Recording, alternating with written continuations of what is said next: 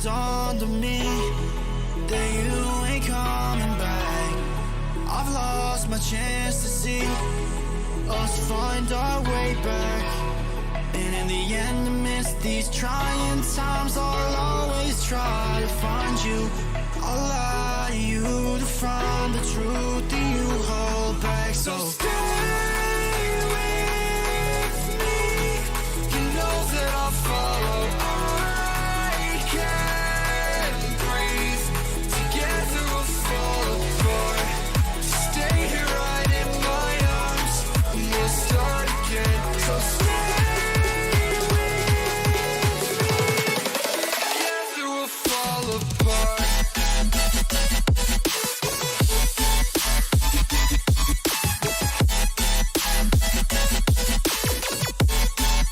Together we'll fall apart.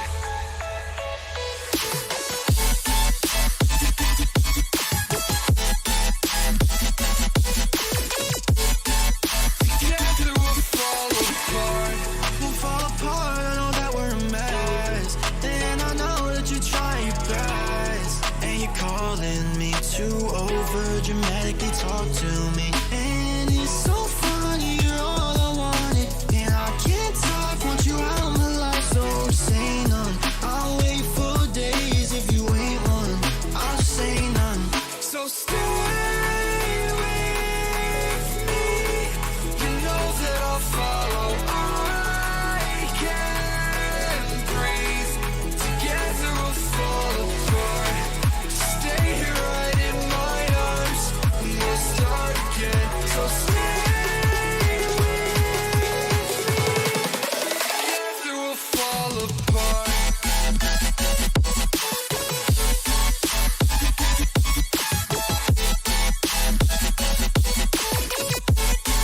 Together we'll fall apart.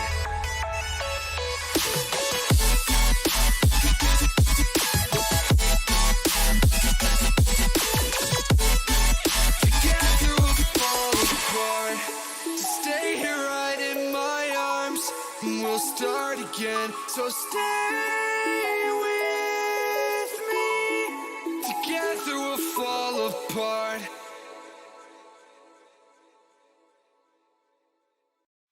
We say our goodbyes and light up like fireflies. 'Cause there's so many things left to explore. I don't wanna hold you back. Your heart is safe with mine, and I can't find the words to keep you, but I don't think I want to. 'Cause we're living it up for love, living it up for love. Just keep living it up for love, living it up for love. Whatever is good for you, I'm good with it, I'm good with it.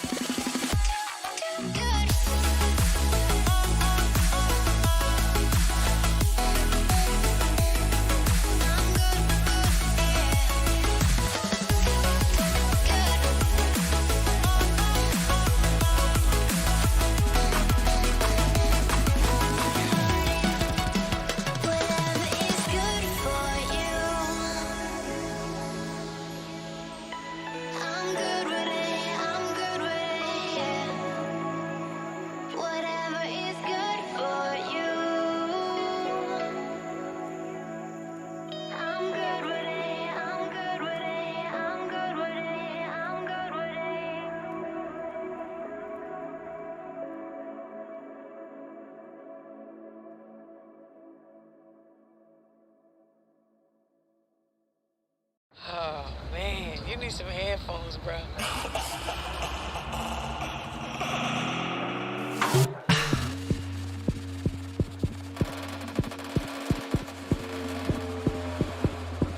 You know I said just.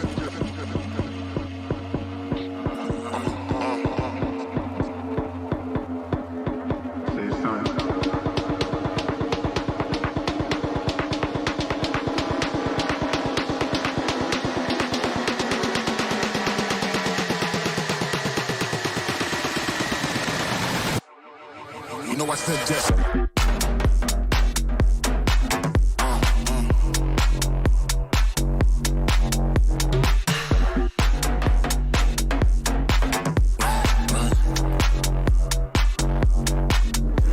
Just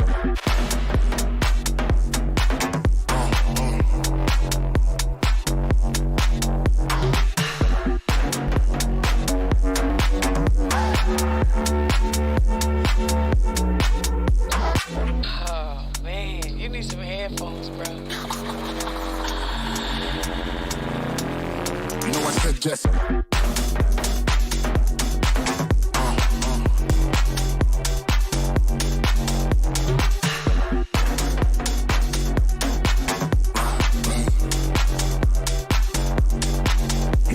Just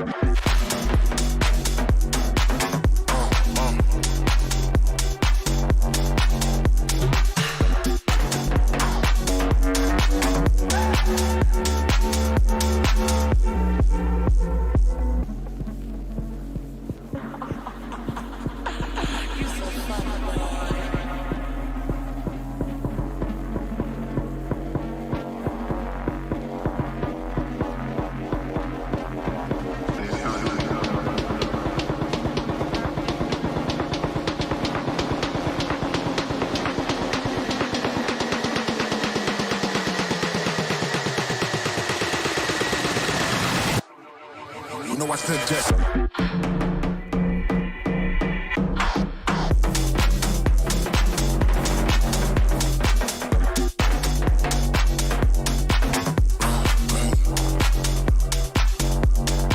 You know I said just.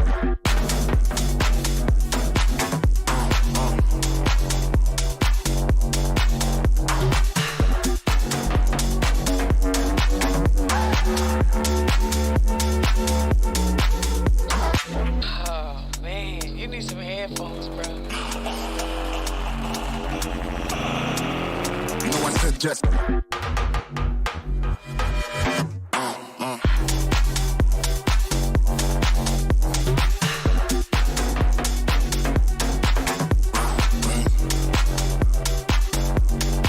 You know I said just.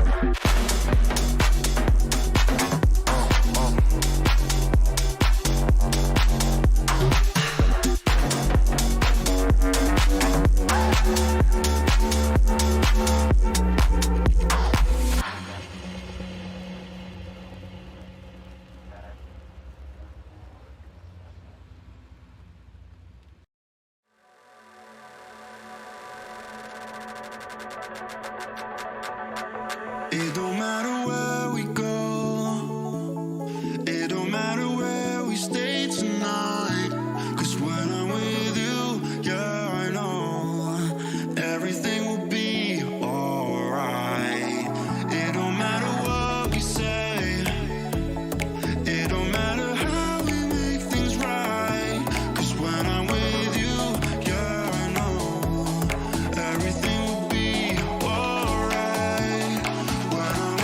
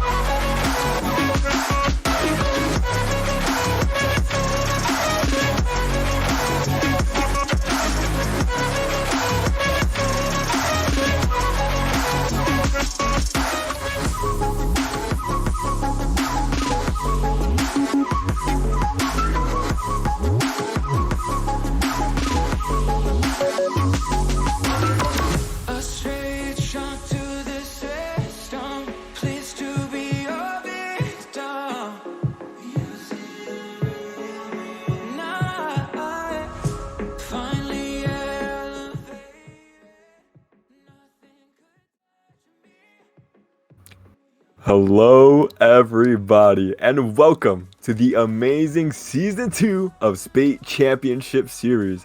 After an amazing Season 1, we are back and better than ever. $4,400 in prize money for this season, and as we go along, we're going to see who comes out on top. But for now, we have a brand new clean slate. But for now, I am your host, JJ, and I'm joined with the amazing...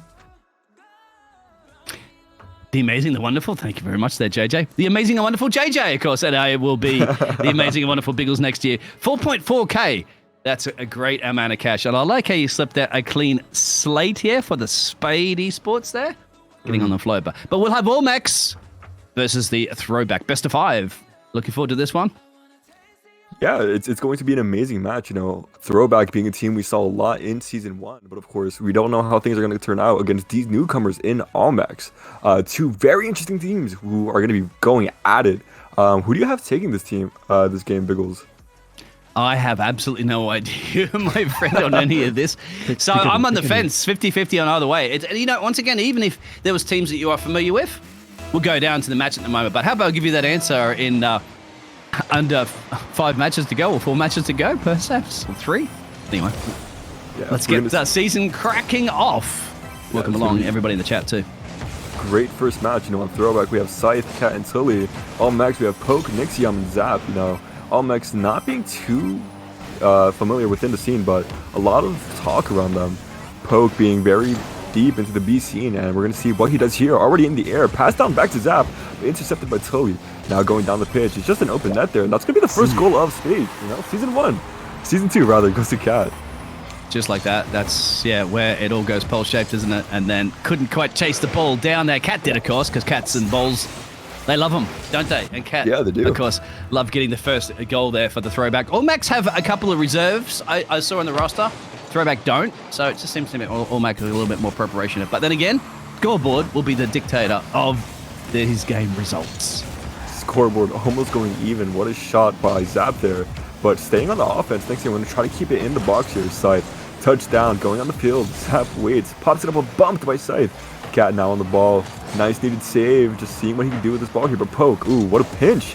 Nixium there, he's fast with it. But what a save by Tiller. Good defense there, actually, great angle. Another opportunity to go 50-50 on that one. And there's a tap, and there's an assist. They don't even need an assist. Straight down there. Look at that perfect play. Poke went up there, got the hit back, but look at this. Couldn't get back in time. Of course, gravity wasn't on his side. Just a little bit day late, dollar short there, but Simps got the result there. 2 up now with 3 minutes to change. Yeah, that was just a wonderful shot coming out of Throwback there, but now with the counterattack, Poke on the ball, puts it over one, puts it over the second. Scythe has to get a touch here, puts it to the corner. Does he find a teammate here? Puts it down, but Poke with an interception. Now on this backboard, Tilly goes up, puts it down. Poke are already waiting, just stalking any ball that comes their way. Straight to Nixium. Nixium to Zap. What a 50 in the midfield. Now Poke comes in. That's a shot on. Double commit coming out of Throwback here, and now Cat has to clear the ball. Nixium. This is some amazing pressure coming out of Allmax here, but to clear from Throwback would be amazing. I'd mention Allmax are panicking a little bit. They're starting to play a little bit better as the jitters of the first game nerves are out there. That gave Throwback another opportunity here, perhaps. Great Zap coming out early, reading the ball, not sitting back in the goal there, waiting for the ball to come to you. You go to the ball, but this is dangerous territory right now with an open net. Cat has cleared it, but they've counteracted the Cat again. They can't just seem to get it down the other end at the moment. Can they, JJ? No, you know, just a lot of pressure coming in, but something I'm noticing from Allmax, they're getting a lot of pressure, but they can just never find that final touch. You know, that was a great attempt by Poke on both times there, but could never find the finishing touch by the teammate. But now though, Cat, ball in hand, 0 boost to work with. It's looking a little open. Zap with the respawn, gets the save on time. Tell you, that's a great touch. If he was a little more selfless there though, Scythe had a great shot. But Scythe comes back in. Gonna go to Zap here. Zap, 70 boost to work with. Gets the first touch. Cat in the way though. That's a great pass mid, but nobody's there. Cat has to go again, but Nixium down to Zap. Zap, can you do anything? No! Just not finding contact. It was a great clear, actually. Some great passing plays here, some great defending plays. But that's a double attack there. Bang. Went straight back into the Cat. And the Cat said meow for a number 3 on the scoreboard. Claws are coming out from Cat here. Cat has been involved with every goal so far. And I mean, it just really shows one of the better talents in Season 1. Very mechanical. But, you know, After 2 months, his talent must have developed a lot, trying to work more with his team. It's going to have a lot of results here. But he's still an individual player. With the flipper set, can he find it? No! Blocked by Zap. Poke up. Can he get this over Scythe? Scythe doesn't have enough boost. Poke's going all the way. That's right side. That can be dangerous. Nixiam up. Not a real good communication with Zap, but Zap comes in late. Scythe with a clear. Is that enough to get it out, though? No, Poke, it's in the middle of it. Tully has to beat him out, and he does! Good clear from Tully there. Oh, Super Poke on the super ceiling there. Somebody said Super Cat out there as well. Well, at the moment, All Mechs, with just under 2 minutes, might want to start thinking about a little bit more offense. They are doing some passing plays. Here we go. So there's Nixie up in the ceiling. He's going to bounce it off the top here. Anybody follow it through? Nobody needs to. Nixie drops it like a waterfall with flowers with love from Nixie. Gets one on the board. I mean, this is just a beautiful shot. What an angle. Scythe not able to make contact in it. But that is such a tight angle, that double tap. It's very amazing what he just pulled off there. That might be the momentum that All Mechs needs to get into this game here. Off the kickoff. It's going to be really good for the momentum here. Poke already up. Does he have a shot? Going for a double from himself with Cat. Great touch off the backboard. That's going to be immediately cleared. Down to Tully. Quick counterattack, but that's going to be off target. Zap, soft touch to Poke. Poke puts it past, but Tully still staying in. Stole that boost in the corner, but Zap gets it past one side, stays in, making sure that they can't get the counterattack. With a minute left here, Throwback just want to make sure no pressure starts going on to their end. Go Power Rangers, go Power Cats. Exactly. Poke, they said definitely applying the offense there. You're going to have to say, yeah, some of those passing plays in the midfield there. There's Zap in the corner there. Going to go back to himself, actually. Almost shot a goal. There was. Across the top of the crossbar. Under a minute to go. All Mechs know they're going to have to get one here now if they want to get close to perhaps equalizing this game, or they'll go down in the first of the series. And there's one shot in there. Zappy says, we're not going down just yet. We're going to fight our way. We have 47 seconds. Second goal there for All Mechs now coming.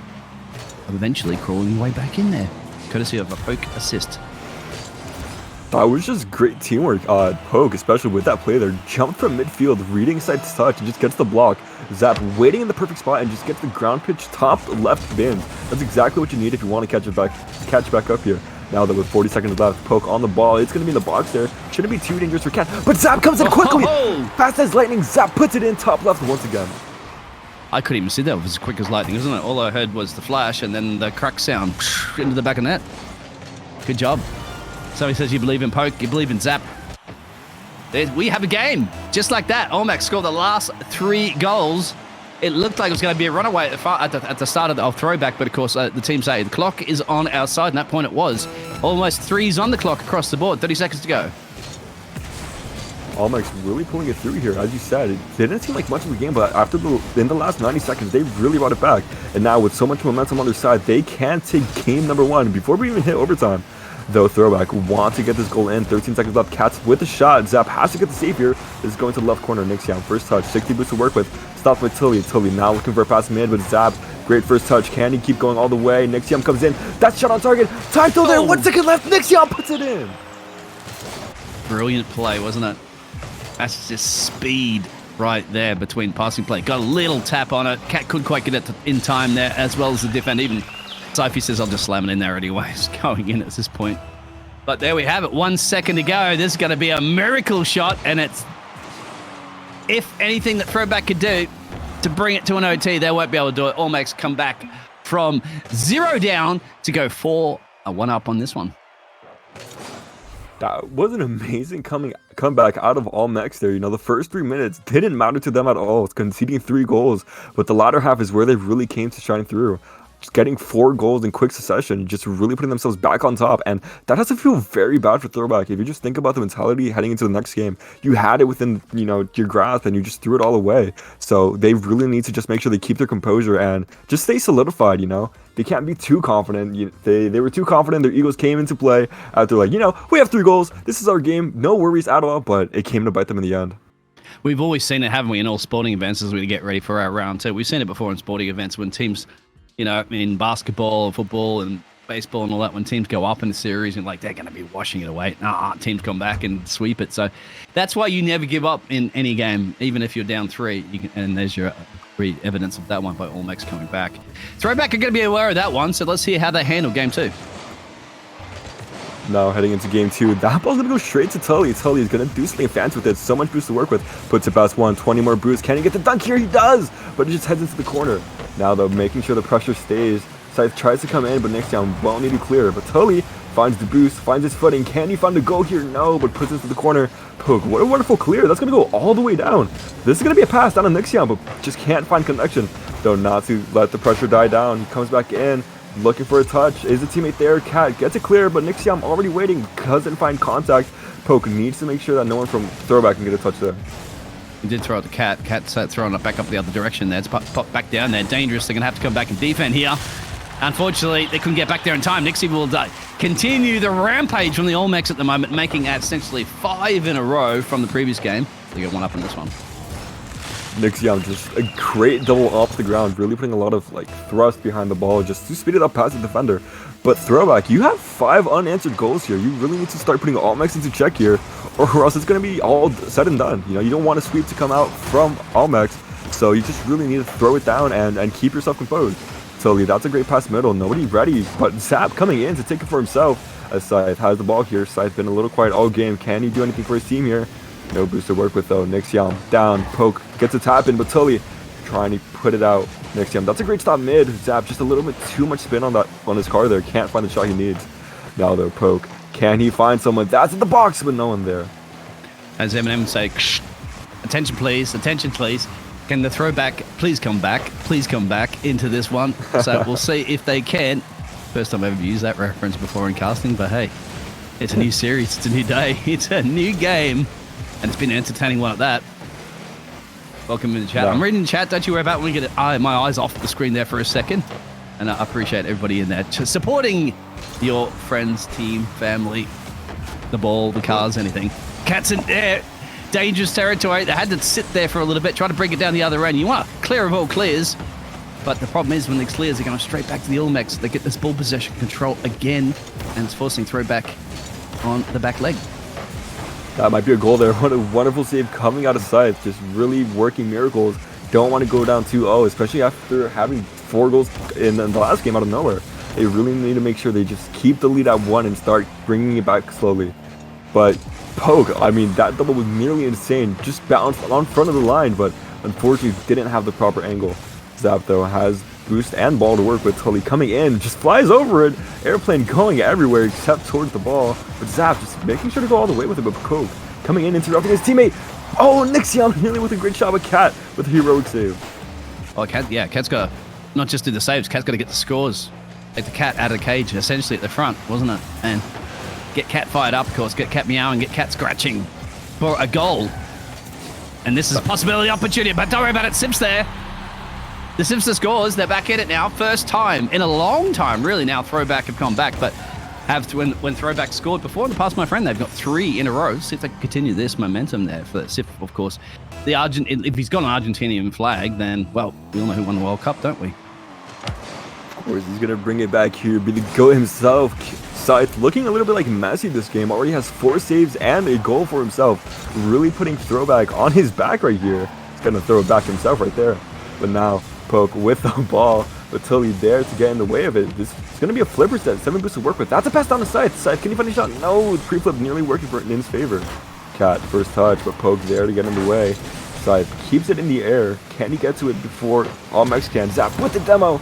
Nixiam just trying to force it down into a counterattack. Cat dead to Nixiam. There's a lot of pressure building up. That's a pass on the side, but Zap can't find contact.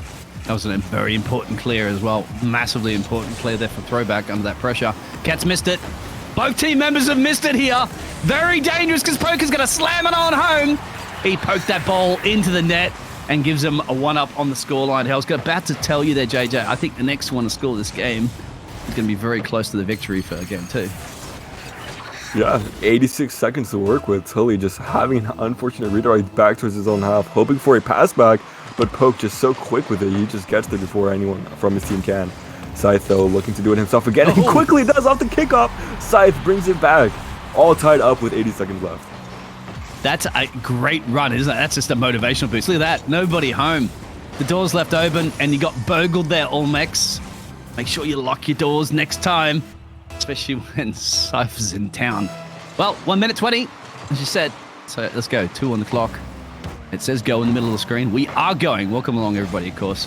Starting new season. Very excited here for the Swiss stage.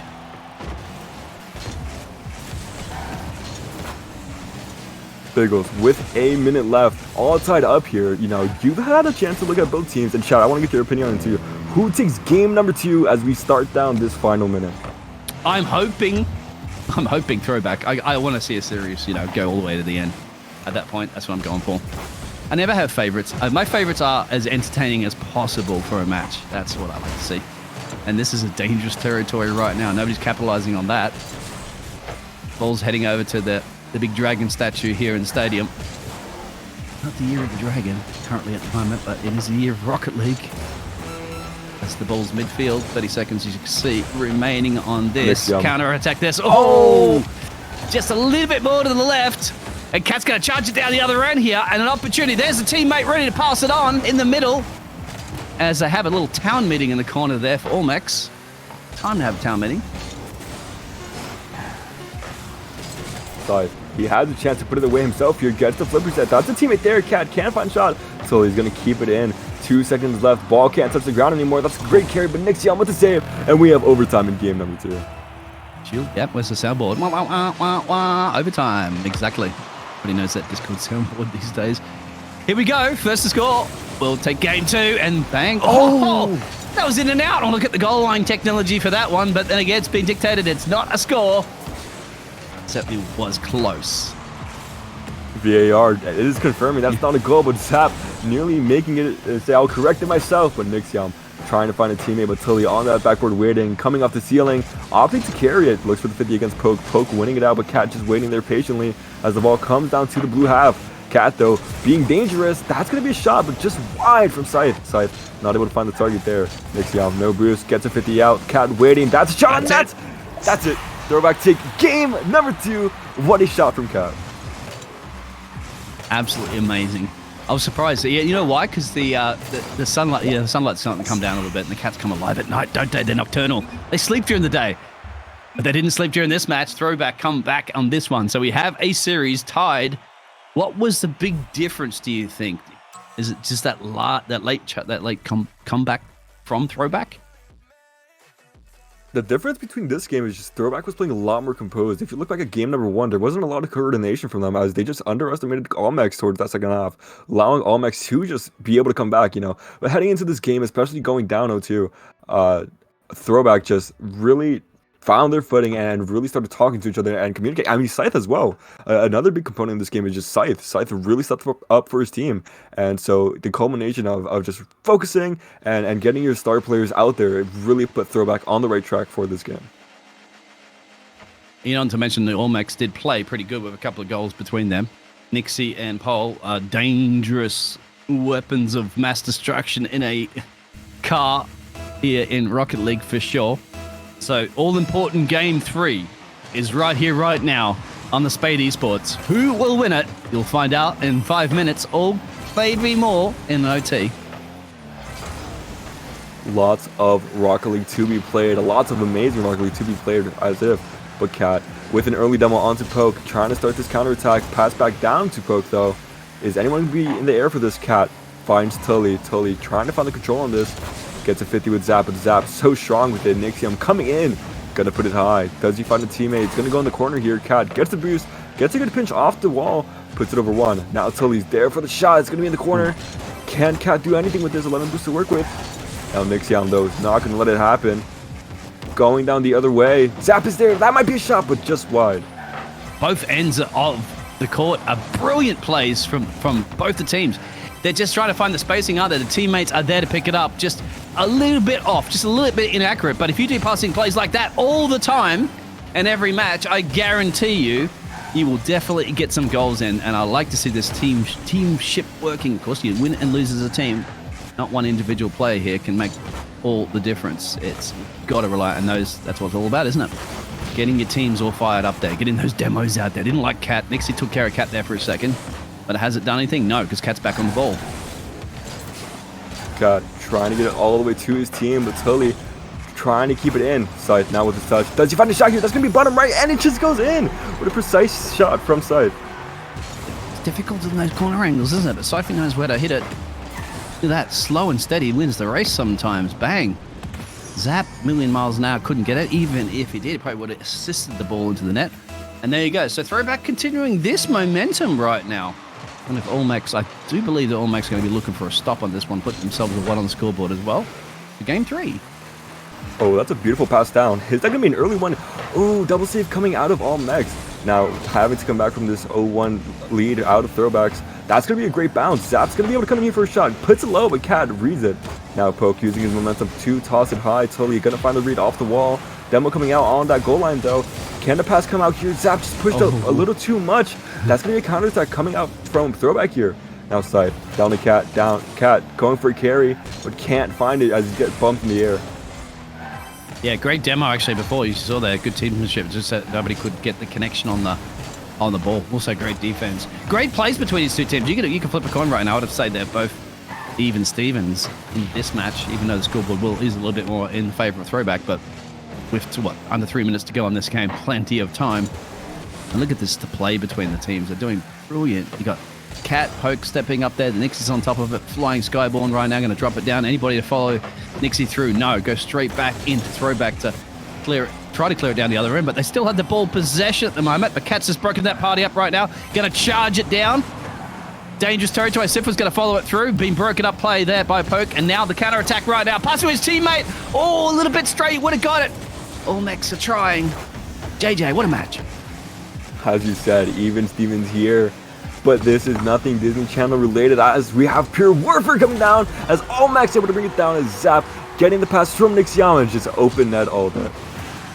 There it is, isn't it? I mean, all that pressure. They're all in the midfield at that point, going for the ball all at once. And then unfortunately, whoever gets it gets the score because everything else is left open. Just like that. And, you know, everybody knows for a fact that Zap's going to seize an opportunity any day of the week. In fact, every play. But look at this. Slow play. Trying to estimate the ball, though. Very lucky Nixie was the only one back there, patiently waiting for that ball to go straight at his car, hopefully. Save the goal. Here we go. This may... I'm not out anything out in the chat there. Everybody, boys and girls, ladies and gentlemen, do you think this could be an OT? The way they're playing. Another one? Oh, maybe. Maybe not. Is that Tully's first goal? First goal. I don't believe so, but definitely for this match at the very least. But that was a great passing play. I mean, that was just a snipe pass out of sight until he just waiting patiently with a rocket down into the back of the net. But 95 seconds left to work with here. Olmecs, you know, we're already down this game. I haven't found the lead for this game. They really need to just put themselves in a position where they just start finding each other. And that's exactly what they do here. Quick double coming up. And there we go, tying it up. But that's not all they have to do. You know, they, like I said, they haven't had the lead all game. So they just really need to just get that one more goal and just really lock it down. Because Throwback's not a team you want to give any space to. And that's your classic 101 Rocket League. Welcome along to Rocket League 101 school of a typical goal. Bouncing it straight on the top corner of the net there with that momentum speed, and your other player is just outside the net there, coming in, charging at that angle, waiting for the ball to bounce off the wall and straight back into the front of the car, straight into the middle of the net. You see that multiple times in Rocket League. That was performed, executed perfectly. And also brings them back into this game. 1 minute almost remaining. 2 on the scoreboard. Even Stevens, exactly. Now, the last 60 seconds, these are going to be very important. A double commit is not how you want to start it off, though. Zap, though, trying to come back in for this ball. Side tips it down to Cat. Cat can't find the control until a little bit later. Now, Cat down to Tully. Tully, can he find Scythe? Scythe not able to turn for this, though. Zap with possession. Now, in the air, Scythe with the first touch. Can he get the double? No, leads it for a teammate. That's going to be a strong shot in, and that's in. Ho, ho, ho. Back, getting the lead once again. Now, it's been a while since the Cat's been, well, not really that much of a time, but look at that. That's a downtown three-pointer shot, even worthy of Stephen Curry for that one. Now, will it be enough? I don't think so, especially the way that Olmecs can come back in this one. So it ain't over yet until that clock goes to 0. Especially the way that both these teams are playing. Poke is pushed into the corner there. Great clear from Poke. Great, actually fantastic. Comes charging back down the other end. Can't get a connection on it. Zap can't either. It's up to Nixie to try to slow the play down here. Give him an opportunity for a shot at goal. Slow the ball down has been working, hasn't it, for some of these teams? When you find your right teammate, get the passing play aligned, and bingo. This might be good for Olmecs here. Cat, no boost to work with. It's going to be a rocket down, but 2 just waiting in net, not letting them get the goal. Cat with the demo. That might be everything for game number 3 here. Nixie, though, keeping it alive. It's high in the air. Poke going to try to keep it there. Scythe, though, is going to beat out the attacker, but Zap just keeps it alive. That's in the box, but put down by Tully. They certainly didn't give up towards the end of their Olmecs. Almost had an opportunity, but throwback, of course. Now, second game in a row they're doing it. They're not doing it by a massive advantage here.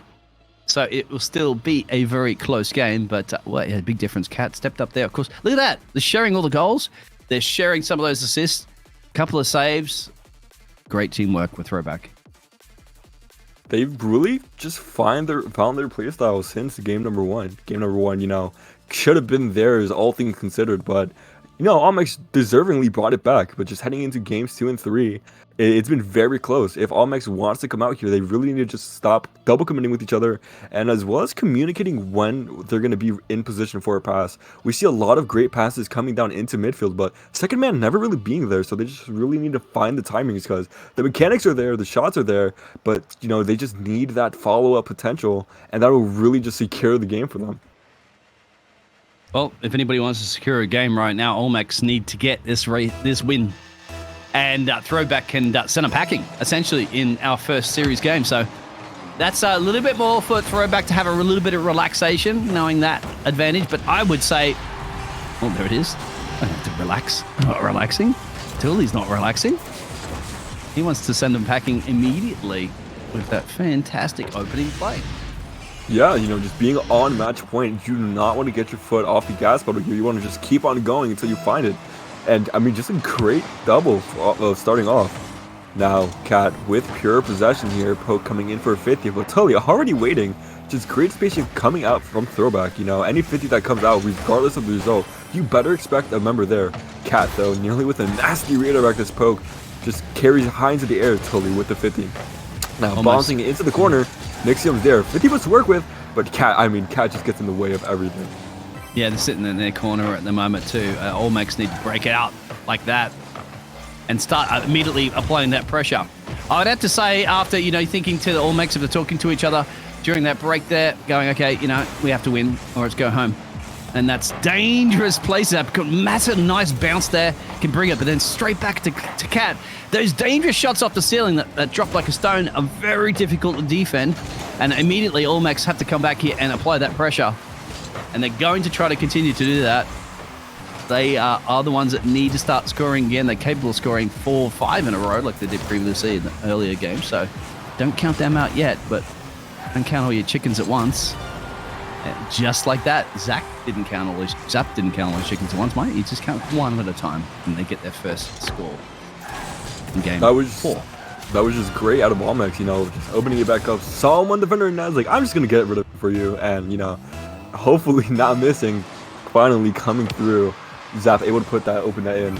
Now, though, with 3.5 minutes to work with, Cat looking for a musty shot there as it heads into the corner. Almex really need to just, if they want to win this game, they need to have more than 3 seconds at a time on offense. You see, anytime that ball crosses the orange half, it gets quickly thrown back to the blue side. They just can't find the possession they need in the orange half. Now, though, before you can start a counterattack, just stopped by Scythe until they're already going for the double. Finds it, but Nixium! What a save! What a save! Now they got to charge it back the other end. Exactly, Nixie. But look at the breakaway play there. Absolutely fantastic save. And then after you get saves like that, you've got to come back immediately down the other end. I'd have to say, really, if you want to shut Cat down, mate, you just throw a ball of cotton down somewhere on the field, and the Cat's going to chase after that and forget that there's another ball here. So maybe don't distract Cat a little bit. I'm sure that's going to work. The shot's fired too. Oh, no, massive defense. Unfortunately, all Max are going to be putting it down this end. Just tap it home. Just tap it home. Just like that, as Zappy did. Nixium just really getting into the mind of the defender, baiting Tully out multiple times inside, just not being able to properly position as that back post already being eaten up. Zap comes in and finishes the dinner himself. Now finally finding the lead since game number 1. Almex in prime position to take this game, and you need to. Throwback is already on game point. You need to force a champion's field here. But Cat, not wanting to see the pitch, has the ball, passes down the side with the shot. Oh, great save coming out for Nixium, making 3 this game. Yeah, I'm just Olmecs are performing miracle saves here. Like you're in a World Cup final. And they are doing their best, but the only problem I always say is that, Throwback continuing those shots over and over again that are brilliant shots, it's inevitable at some point. One of them's going to go through, isn't it? All Max can't do that all night long. They've got to start moving the ball out there and trying to apply more pressure onto Throwback rather than sitting back here and then performing those miracle saves.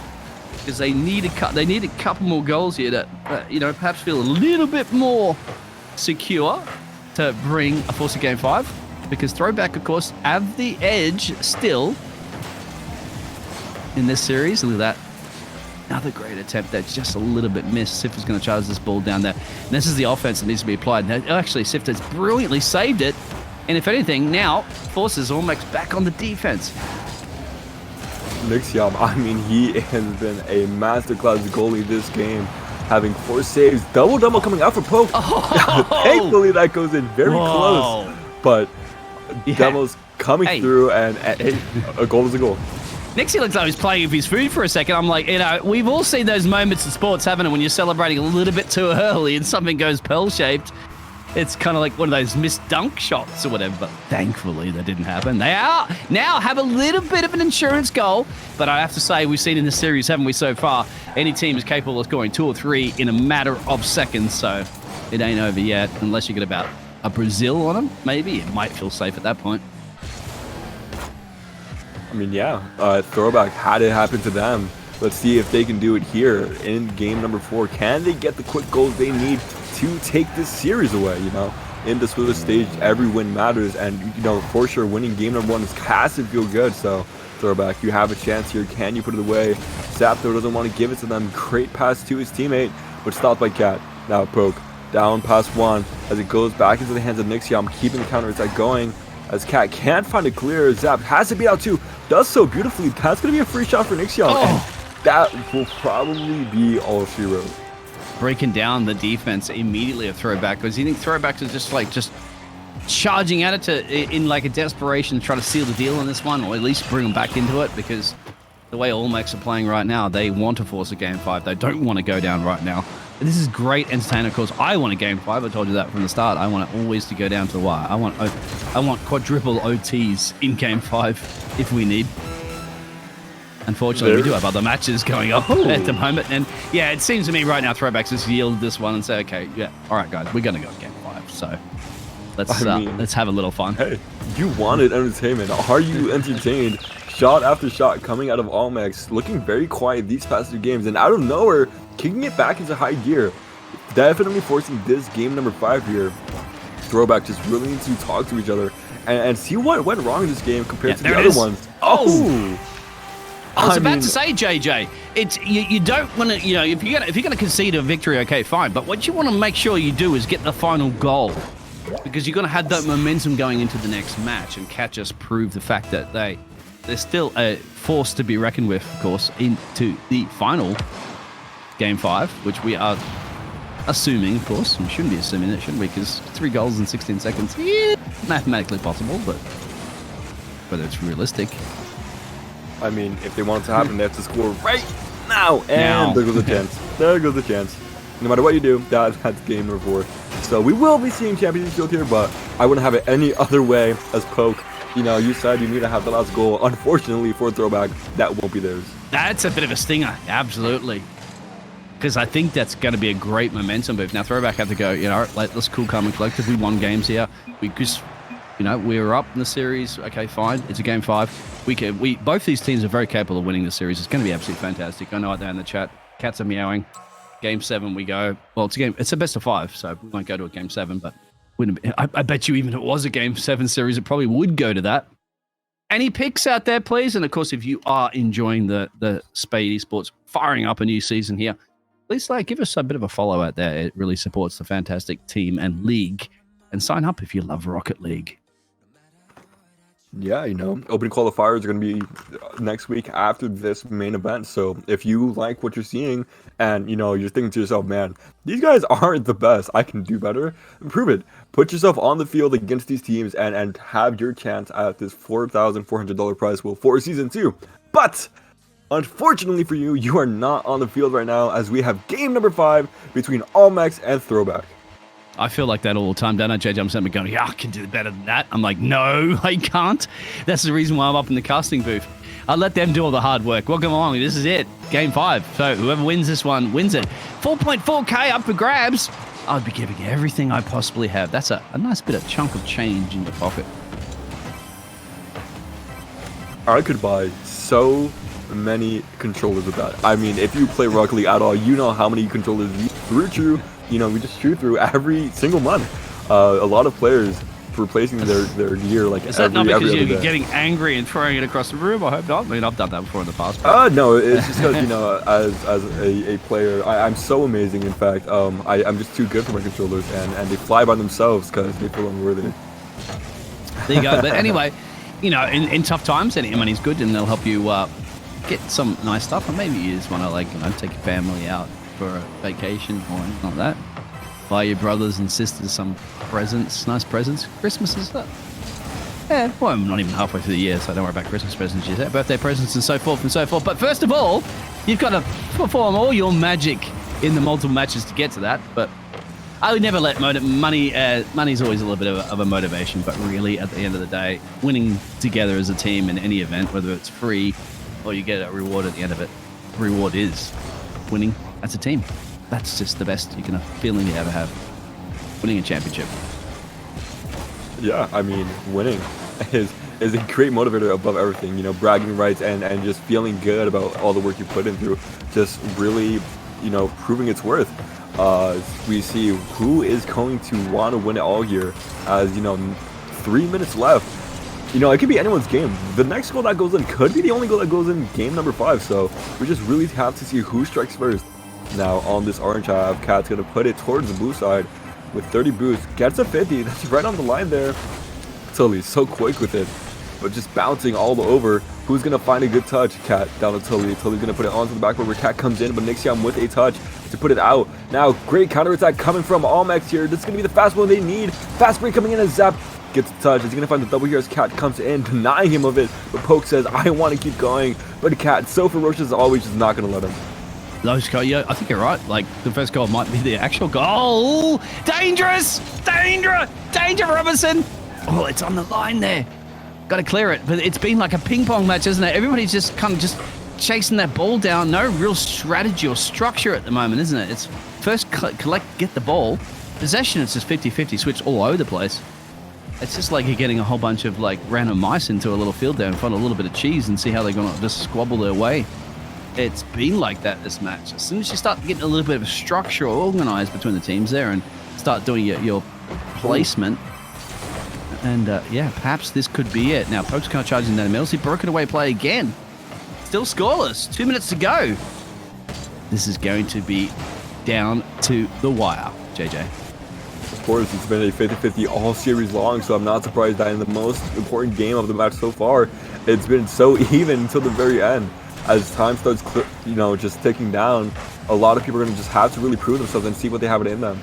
After 4 straight games, you're going to start feeling that fatigue set in. You know, you're not going to be as fast with the comms or just not recognizing situations as well as you did in game number 1. So you really just have to prove it to yourself that, you know, the fortitude is there. You know, a great shot from Nixiam as Cat gets his 3rd save, just really being a backbone for his team here. Good demo coming out of Poke though. Nixiam keeping him to himself, playing keep away as making them look like amateurs. As this is going to waterfall down with sight, get the touch needed, and just really trying to clear it out. But Zap's not letting him. That's going to be a great bounce. Nixiam, can he find a shot? That's on target! That shot goes in, top right! Nixiam finds the first one of the game. Let's have a look at this. We'll see the replays. Actions happening everywhere. Like bounce, bounce, pass. Nixon charged at 1,000,000 miles an hour while everybody's down on the pitch there, as you saw, having this little battle squab away, and then Nixie just charges in above everybody. Skyborn puts it straight to the back of net and says, stop playing. Boys and girls, just deliver the ball to the back of the net. Could be a second opportunity there for Nix. Backed up there, Poke couldn't get it, cleared away. First goal could be the only goal to win the match, as you said, AJ. It's a low-scoring game. It is, but, you know, Throwback have so much opportunities here. Whenever they're on offense, it feels like they get 5 chances, but Tilly only trying to take 1, but put it off to the back of the defender. Poke trying to clear it with Cat not wanting the chance to slip away. 40 seconds left to work with here. Has to do everything they can to find the back of the net. Poke Gets the demo, but pushed out far from that, but not going to be punished for it. Now, that could have been a shot to secure the game, but Poke just off the mark. Nixium coming in, finds a dunk on Cat. 25 seconds left to go. Zap finds a pass down to Poke. Poke, can he put it in? And he does! Poke secures that shot. Seals the deal. In a fantastically that. It was Zap as well, to remember, putting the work in. I think even Poke missed the shot. Zap might even got a back tire on it. Now Desperation will creep in there for throwback. Performing brilliantly. They don't want to throw this series away. With 22 seconds, they're going to have to just commit almost everything at this. But first of all, you got to stop Zap. If you don't stop Zap, you have to stop Nix. And if you don't stop Nix, you got to stop Poke. So here we go. They got to get out of here. They got to clear it down the other end. You got to charge it a million miles an hour. Don't even worry about defending. It's 100% offending. I think that's it. That's game over. What a match. All Max are going to take this. I mean, congrats to All Max nearly getting the last one at the very end. Very close game, but last 60 seconds, one went in, and that is all she wrote. But what an amazing game we had. I mean, what a way to start off the season. Well, I hope everybody enjoyed themselves out there. Make sure you hit a follow on that one. That was absolutely amazing. If this is a sign of what's come in the series, wow.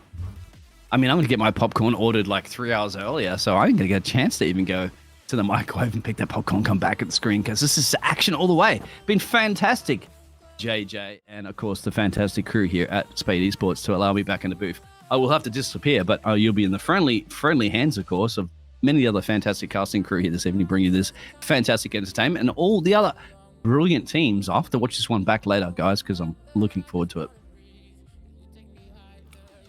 That was an amazing game, though, but of course, that is not all that we have left for the day.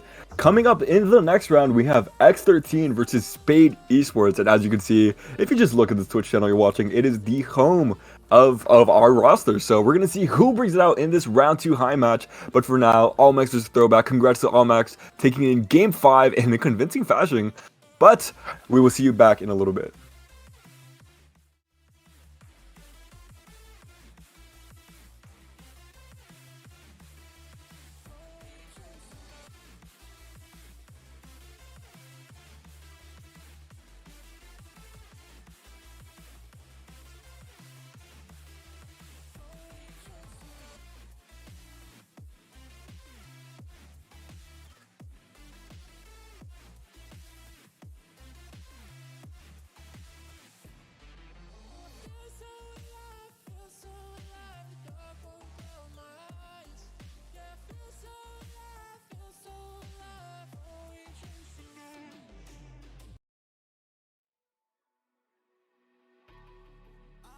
think it's dawned on me that you ain't coming back. I've lost my chance to see us find our way back. And in the end, amidst these trying times, I'll always try to find you. I'll allow you to find the truth that you hold back. So stay with me. You know that I'll follow. I can be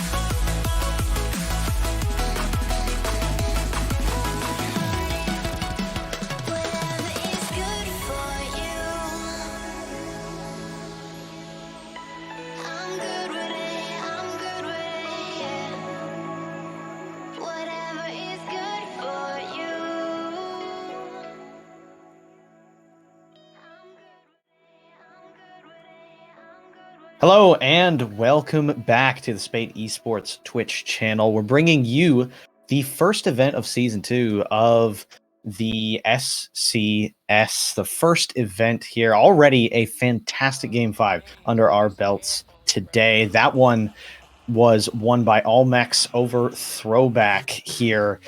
Almex having to come back in that series from down 2-1 as well. So a really good showing for them as they're able to continue in the upper bracket.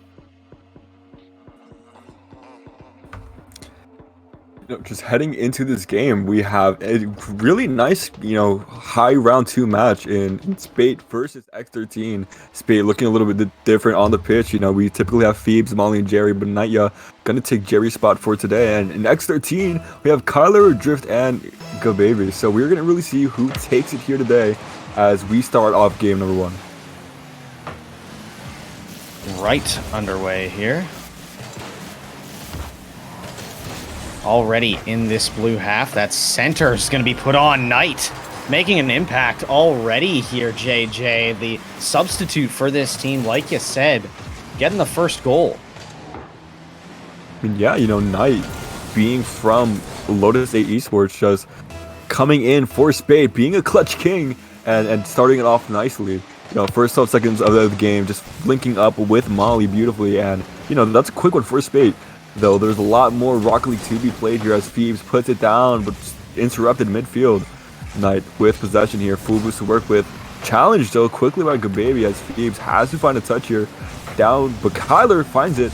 Knight with a save, just really being everywhere on the pitch for Spade. Good possession here so far for X13. Gababy having to try and pop it over Phoebes. Doesn't quite get it over him though. This possession not really leading to a whole lot of shots or anything here, but it's good to see that this X13 team is able to hold the possession that they are so far, kind of get control of the game, play the way that they want, even though they are down on that transition, though, a very dangerous play. We'll see if that can come back and bite them later, but hey, they'll take advantage of a transition play there and even up the game. I mean, that was a great shot. Fortunate 50 coming out. But Gababy just finding the best touch onto that open net, and everyone crashing into net there. But all tied up, Goal for everybody. A minute down, just one happening everywhere as an even kickoff as well. Now though, ball floats in the air. Drift hesitating a bit as Phoebes comes in. Now can't find a touch in the corner. Drift just gonna look for the slight carry here into the corner as he passes down to Kyler. Kyler getting sniped out by Naya as he just puts it into the hands of Phoebes. Phoebes with a 50. It's in the air for anyone to get to it, and Drift first one to it. Can he find a double here? No, but Molly with the miss. This might be a shot. Phoebes can't get a touch on it either as Kyler puts it back to the box. That's a nice touch to the middle, but Drift can't find the shot here. Now though, looking for a clear. Molly puts it long, trying to catch back up to it, but Kyler just not letting any counterattack happen. That's high in the air. Gababy putting it straight down, but Phoebes with a nice needed touch to the right. Been a good little bit of play so far here, but still stuck in this orange half for most of this game. This team on the Spate side not really able to break out of their own and relying so far on transition chances to look dangerous. I would love to see them be able to get some offensive pressure here, but X13 is doing such a good job of keeping this ball in the orange half out of danger for the most part, but they have looked weak on those transition plays, so if they shore up that component of their gameplay, they should have a dominant win in this series. Yeah, X13 have just been looking amazing. A few weak points, as you pointed out, that need to be taken advantage of, and Spate wants to take this game as Gababy just not letting it hit that blue side. Now though, Phoebes trying to get a counterattack going, but just throwing it away. Spate really needs to find possession here. You just need to slow the game down and just keep the ball glued down to your nose, or else X13 is just going to find the clear all day long. And as I say that, one's going to come out here as Gababy now trying to find possession as Phoebes comes in. Two from both teams coming in as Molly has to find Knight, but just not really getting the connection going.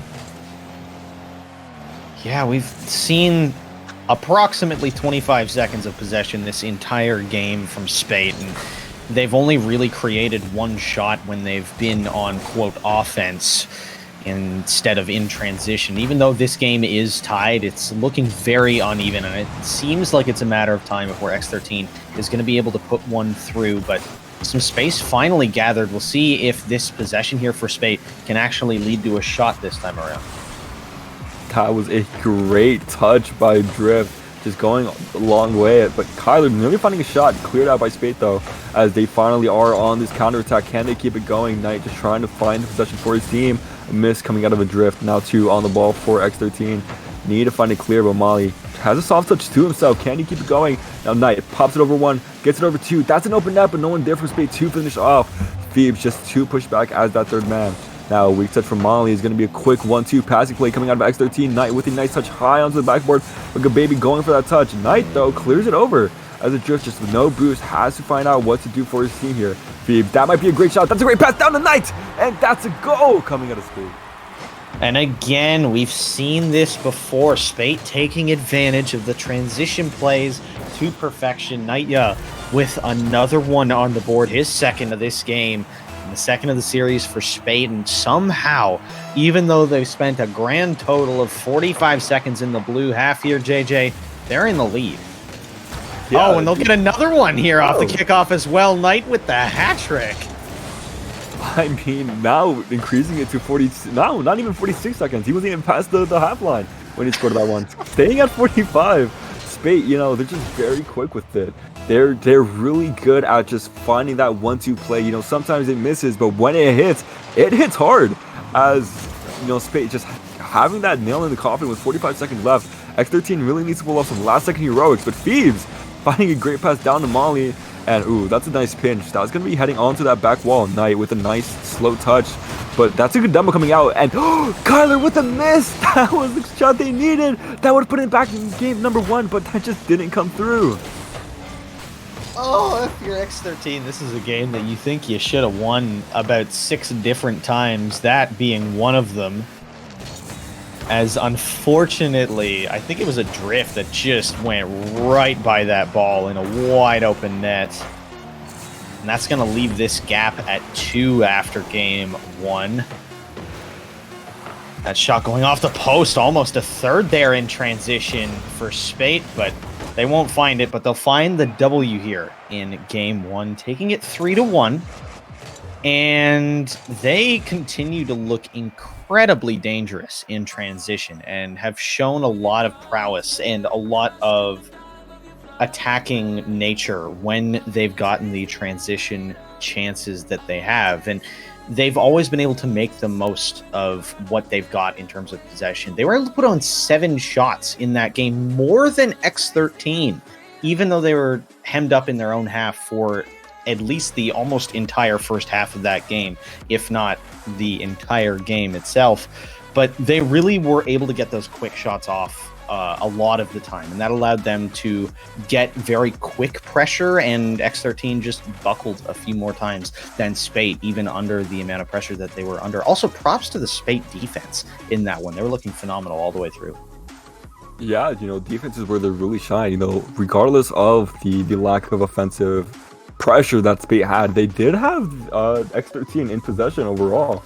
Spate Esports having 53% possession, as we see on the board here, compared to X13's 47%. Just really showing how on defense they're really nice, calm, and collected, and like to keep it to themselves. It's just on those transitions, sometimes they find it themselves caught up and just, you know, looking for a teammate. Sometimes they just find the wrong color, which happens, you know, no fault to Spade, a little bit of fault. But we will see here in game number 2 if you know, that can change up. You know, we would love to see a little more offense out of Spade, you know, a lot more than just quick 1-2 transitions. We would love to see just everlasting pressure that just builds up and really breaks down this X13 wall.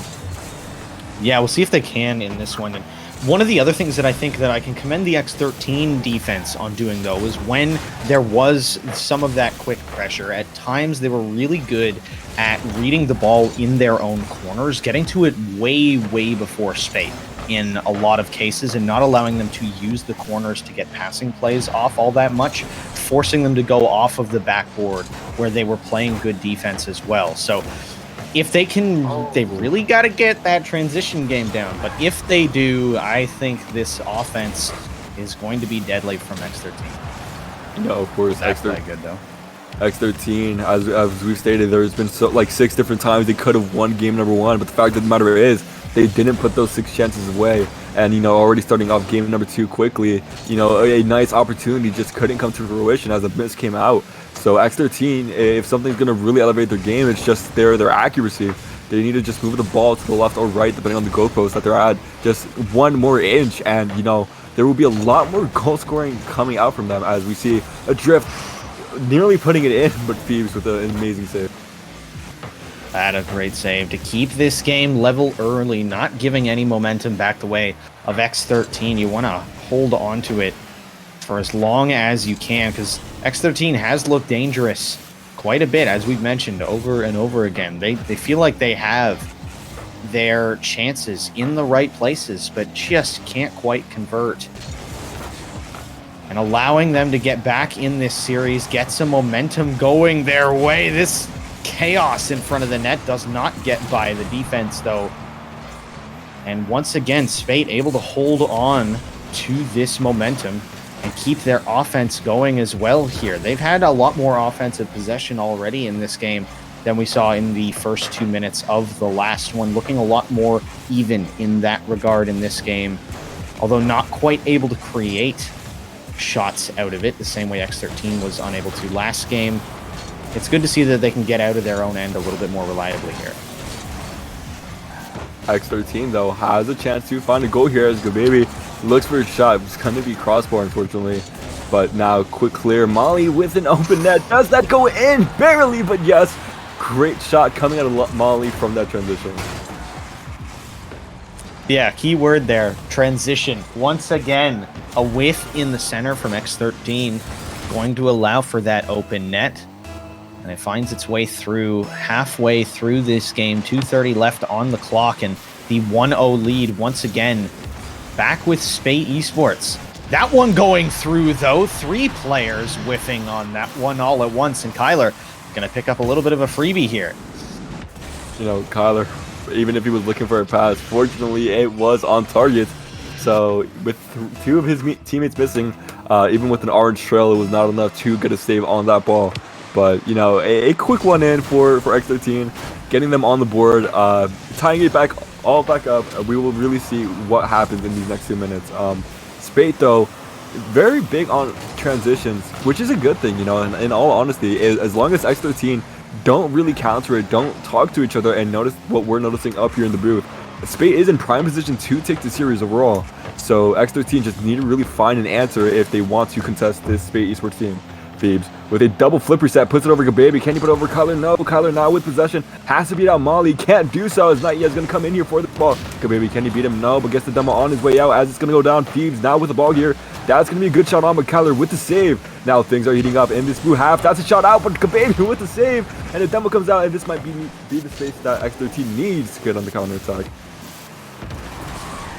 Now they finally find their way out there under so much pressure for that little while, and so quickly back in the blue half this time is Spate, something that we are not used to seeing, quite frankly, up here in the booth, is that Spate offense really getting some space and some time to work, and they've found a way to get their offense going in this game, and they've looked incredibly dangerous while they're doing it. But when they're not scoring in transition, the X13 defense has also looked arguably better than Spate's defense in this series, as that save coming out from Nightya. Great save there in transition the other way this time. But that defense from X13, if they can get those transitions under control, like we keep saying, that defense looking really good. Yeah, I mean, it's just been a defensive game from both teams overall as Molly puts a shot on net, just unfortunately hitting the post there as Phoebes can't come in fast enough to keep going. Knight, though, finding possession, but just goes into the hands of a drift. The drift, can he stay with it? Gets a 50 onto a Spate member. Gababy down to a drift. The drift puts it high. Kyler with a demo midfield. The drift can't get back to it, but Kyler comes in. That's going to be off the corner. That's in the box with Knight. Finding a long clear down. Can Molly catch up to it? Looks for the 50. That's down the corner. Phoebes comes in, looking for a shot. Molly looking for a bump, but can't find it. And I mean, that is 5 saves from both teams. 5 seconds left, though. Is anything going to happen? Molly can either drop it here or save it. That's in the air still. The ball's not dead, but Kyler off to kill it.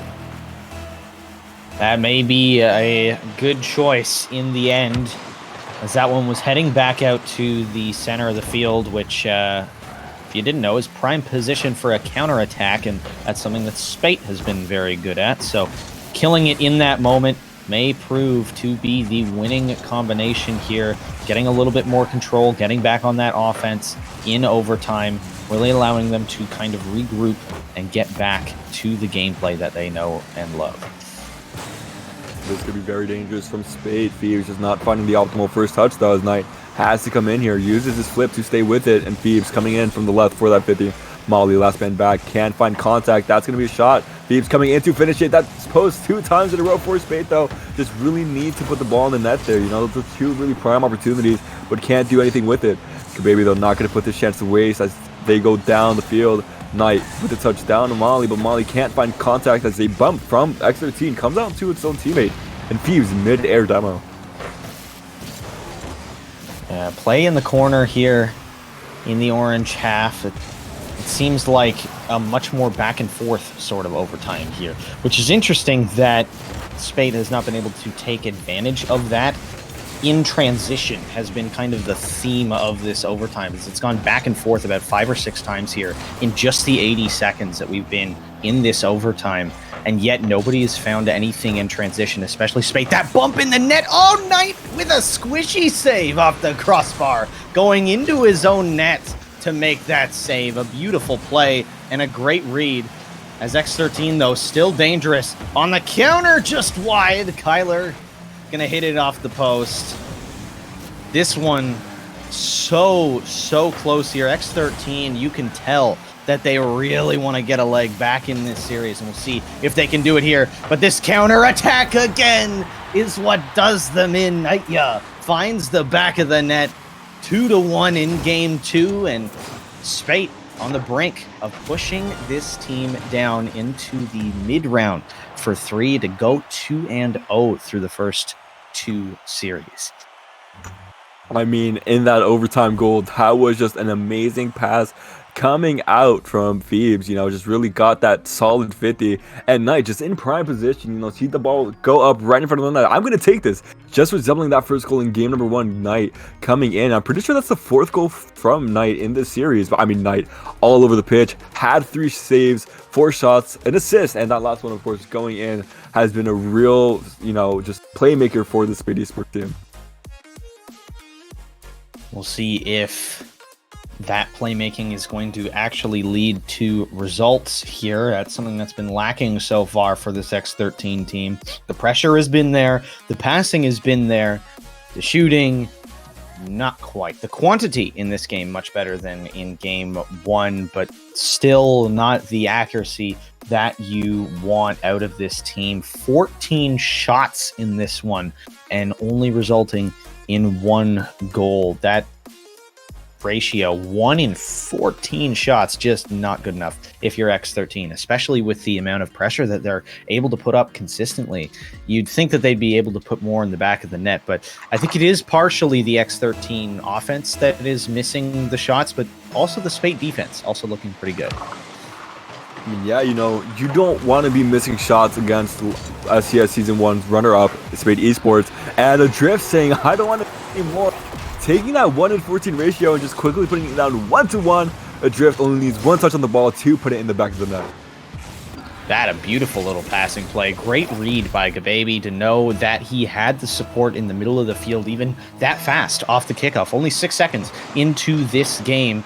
And he knew he had support, and support with boost as well, to be able to make that play and get that power shot off right away. And they take advantage here early, and that's a great way for X13 to start. But that is a great response from Nightya, and that ties this game up. I mean, Knight, you know, he's sometimes just him. You know, just a great shot, putting it right under one and putting it right next to the other. But just perfect placement coming out of Knight, just putting Spade back into contention. I mean, this is quick goals coming out from both teams. You know, 2 goals scored with 20 seconds gone. But, you know, Spade being on match point here, they just need to take game number 3, and they'll find themselves with the sweep here in game number 2. But a quick, dangerous pass back working in the favor of X13 as it's going a long way. And it's on target. Kababy putting it from their own half. And that's, you know, another goal. Another goal. Say it with me.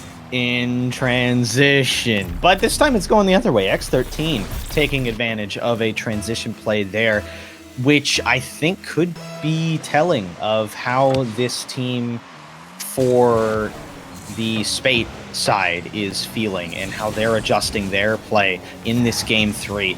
One of the storylines that we see a lot with these series is 2 close games go the same way. A team goes up 2-0 in a best of 5 and then has a terrible game 3, gets absolutely blown out of the water, and then comes back and just wins game 4 pretty easily. And if X13 gets another quick one there, I could see that narrative repeating itself here.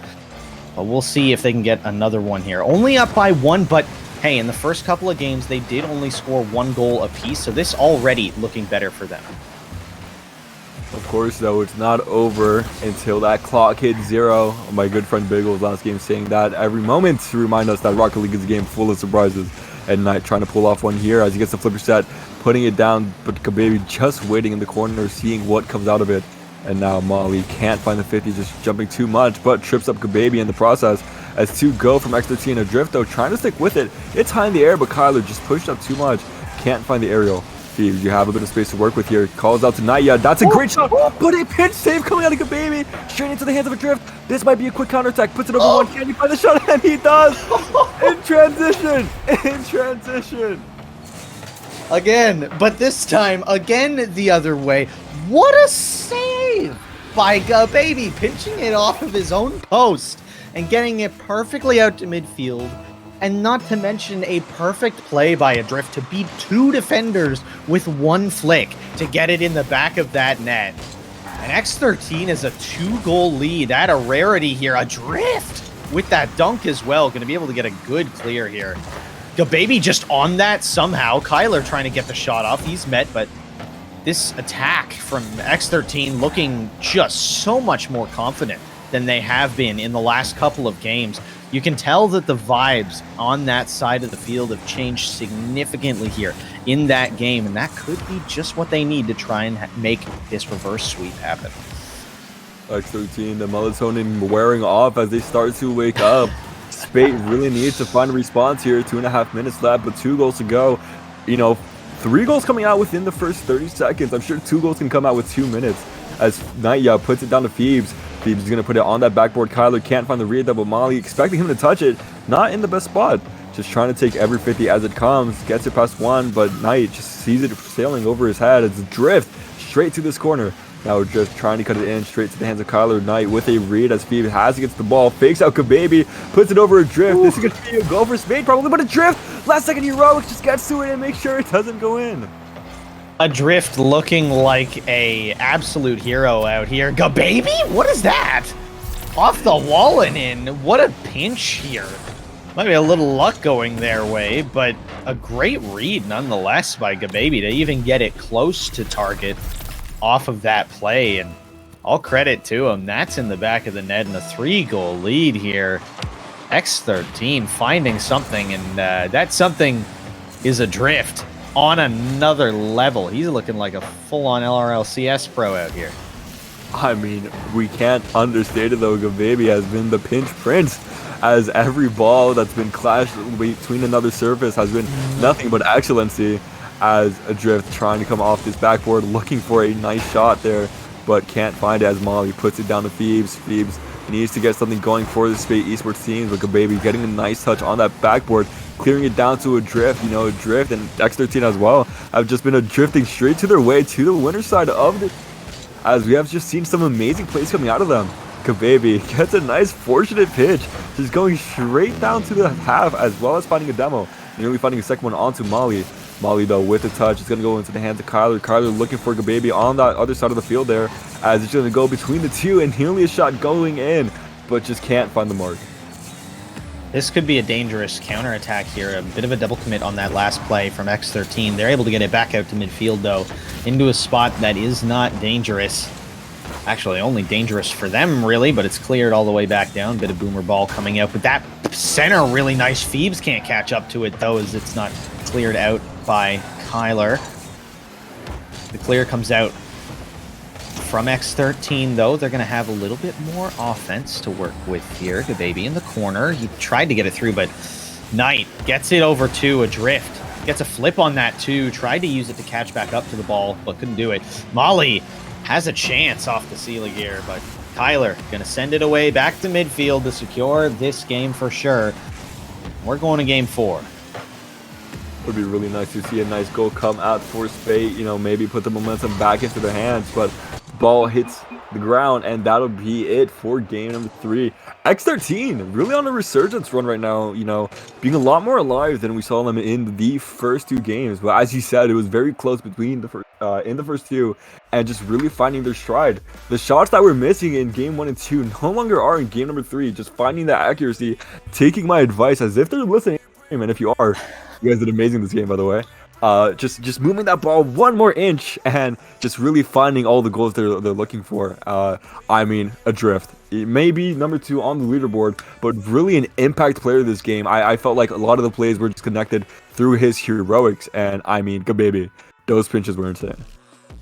I mean, he definitely had a lot of the tougher tasks in this game, the more unachievable goals, if you will, and whether those goals were goals or saves, but both of them ones that he really needed to be perfect on, and just was all game long. And 2 goals on 3 shots for him, and 2 goals on 3 shots for Gababy as well.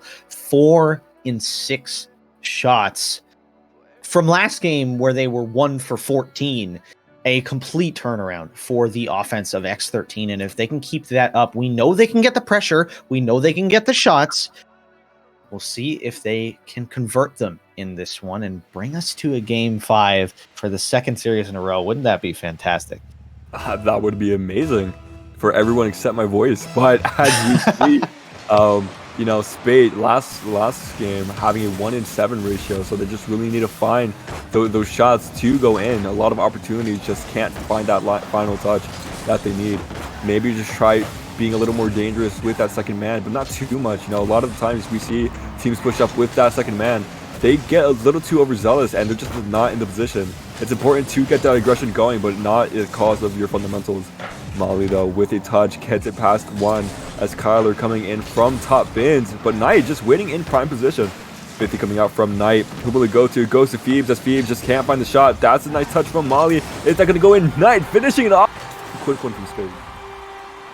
That another quick goal here, but the pressure on this play so good. Molly with that. Oh, I did not realize how good his correction was there, using the flick perfectly to stay with that ball and get it to Knight, who to me has been the MVP of this series for both teams, especially as the substitute, not a player that normally plays on this roster. What a save by Kyler, forcing it off his own post. Doesn't allow that to go in for the 2nd goal here and keeps them within 1 early. A play that you'll have to look back on. Knight missing that one, just nailing the crossbar. Unfortunate play for him not to convert on that, but Adrift with some heroics again. Phoebes just barely missing. As finally this one gets out past center, and a role reversal so far here. Spate with all of the pressure, but X13's defense holding up to it all.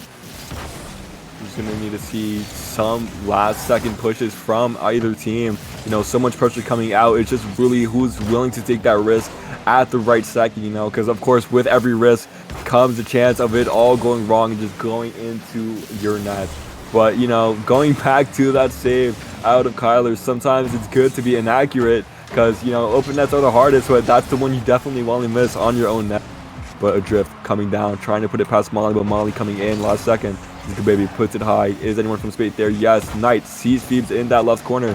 Phoebes looking to take time with that as Knight recoups. Adrift, though, looking for a shot. Just puts it in the corner. Baby coming in. Gets a 50 against Knight. Now looking for a possible demo onto Molly. Bump comes out midfield, but Phoebes with possession, ignoring it all and going all the way down as Knight coming in, trying to help Phoebes out. But that's a nice touch from Kyler, just disrupting the flow from Spate, and Molly not able to find a touch to keep it going.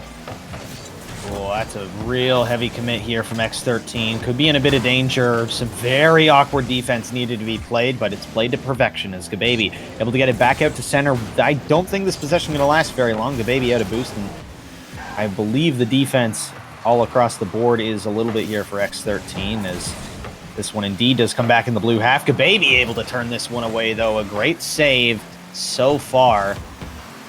So many chances coming out so far for Spate. And unlike the pressure that we saw from X13 in games 1 and 2, where they had the ball in the offensive end a lot, but weren't really able to create the shots that they needed, Spate already has 9 shots in this game, averaging 3 a minute so far in this one, and holding X13 to just, well, now 3 off that beautiful save from Nightya. And the offense from X13 hasn't had a chance to get going. We saw them be so deadly in that last game, but Spate limiting their offensive pressure so much in this game, doing a great job here. What a snipe! That was a really nice angle coming out of Thieves there. And Knight, even with no boost, just finds the pop he needs for his teammate. Kyler trying to get a touch, and Thieves just a quick 50 snipe. And, you know, just close post, but fortunately goes in. 94 seconds left on the clock, and of course, Spate Esports being on match point here. They just need to lock it down for these next 90 seconds to secure this game. Now, Thieves, though, wants to make it even better and finding a double off the field. Oh my god. He popped off for a minute. He got one and is like, you know what? I want 2. How about a ceiling double tap bar down? How about it? Why not? And he puts him up by 3. Spate taking a big lead here. 11 shots to the 3, excuse me, of X13 in this game.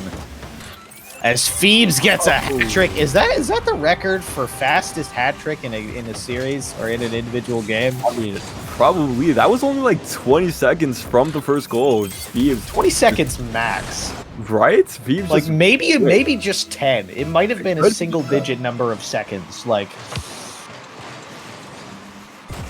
incredible offensive play from Phoebes. You know, yeah, Phoebes has been amazing. Zuxi saying it the best way possible. Phoebes is strong. Phoebes is stronger, and Phoebes is better. Phoebes just being offensive masterclass, which is exactly what you need, especially on match point. You know, if there's any time to do it, it's now. You know, not a lot of time to come back, and being on match point, just really crushing the hopes of X13. No comeback potential because you already did everything you had to. So Kyler gets a touch, but gets bumped last second as Knight, making sure to get a clear there as Phoebes hands it down to Knight, but Knight not enough to try to stay with it, but couldn't. And now nearly another goal coming out from Phoebes as the drift gets that double onto Knight, but Molly coming in. 38 seconds left to work with, just looking for style points at this point. It's Phoebes trying to stat pad with all the shots he's taken. Oh, wow, what a play. Kyler able to send that away. The defense from X13 holding strong on that counterattack, but Phoebes going to be the one chasing this down, and it's going to have a real nice pass center and give Knight a real easy time putting that one in the back of the net. And this series is going to be over in 4. Spate going to take it 3-1. Phoebes all over the field. It feels like, JJ, last game, Adrift had the pop-off game for X13, and in this one, Phoebes took the series into his own hands and said, we are winning it here. We're not going to Champions Field. No, thank you, sir. And has just put on an absolute clinic here against X13 and showed them how they should be converting on offensive pressure. What a save! Just not letting a single one go in for game number 4. Who was it with that save? I believe it was Knight who got that save last second. But, you know, Spate Esports taking in for X13, putting up a very close fight. As we saw, those first 3 games were very close. But game number 4, I mean, what's left to be said? Spate just took it very convincingly as they move on to upper round 3 in this Swiss stage. Yeah, that's one of those series where like you can really look at game 1 and then look at game 4. And game 1 you saw when X13 was the one holding all of the pressure, what they were able to do with it. And then in game 4, when Spate had all of the pressure and what they were able to do with it, the drastic difference in the way that they were able to capitalize on the pressure that they were able to get.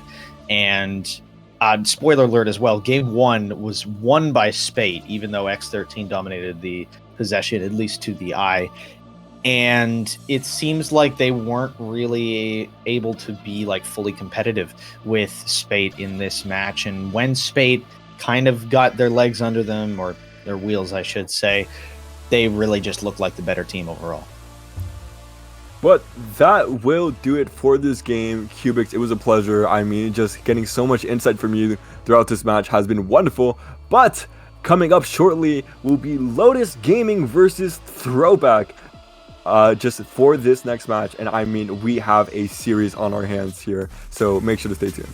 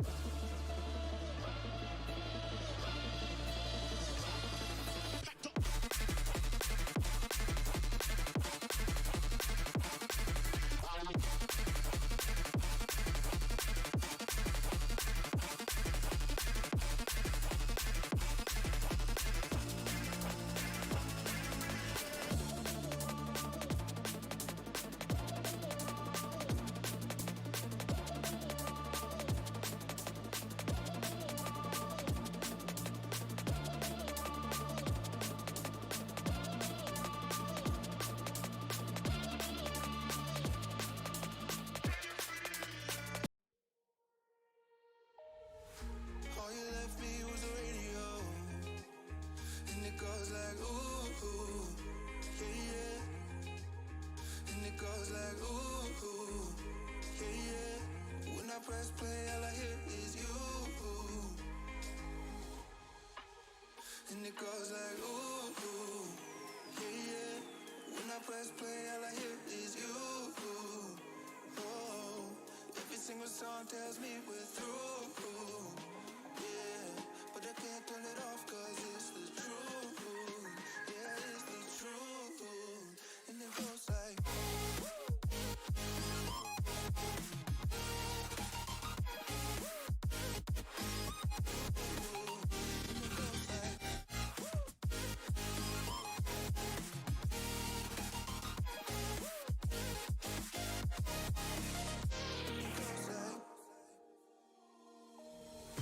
all you left me was the radio, and it goes like ooh, ooh, yeah, yeah.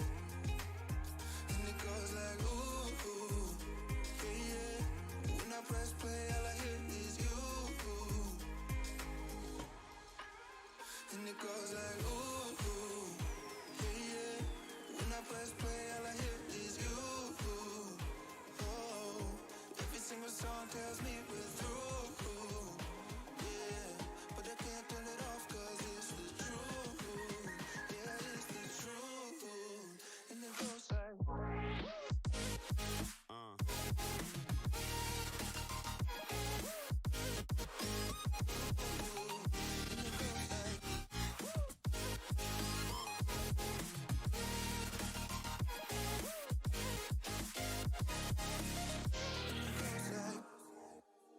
and it goes like ooh, ooh, yeah, yeah.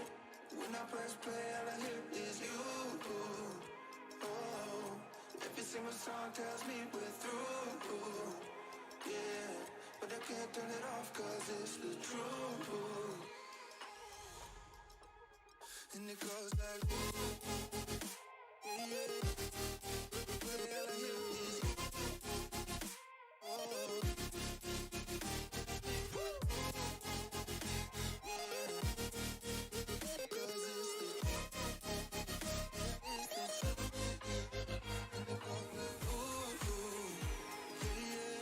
when I press play, all I hear is you. Oh, every single song tells me we're through. Yeah, but I can't turn it off.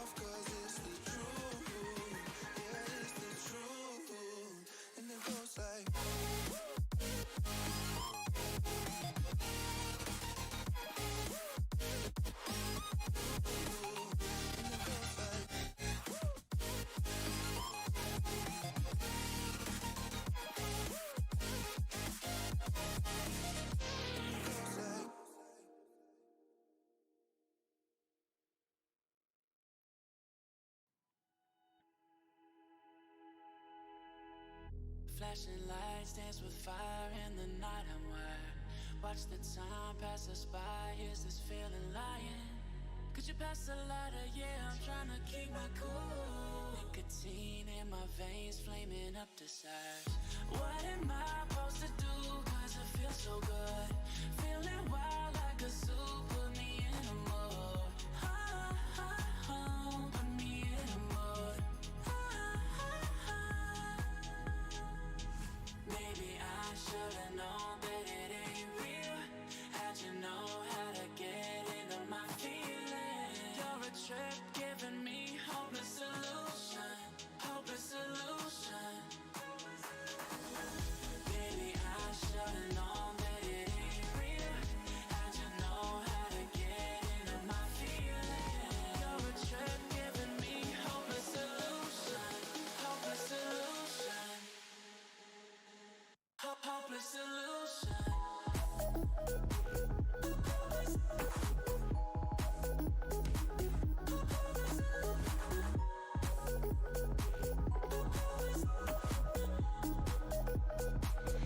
Hopeless solution.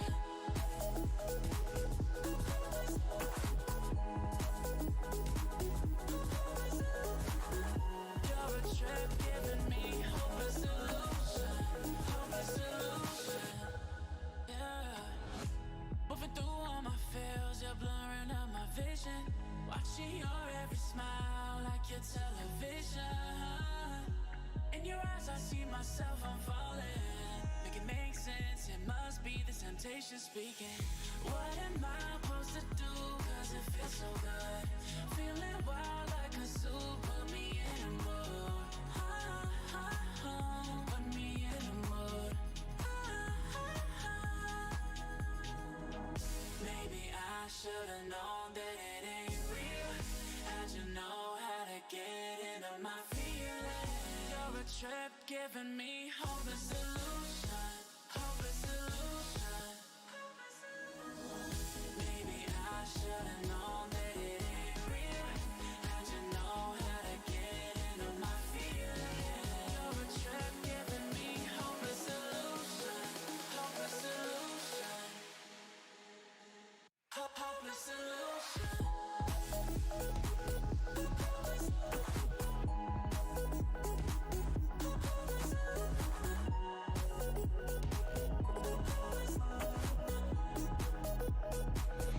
Hopeless solution. Maybe I should've known that it ain't real. How'd you know how to get into my feelings? You're a trip giving me hopeless solution. Hopeless solution. Hopeless solution.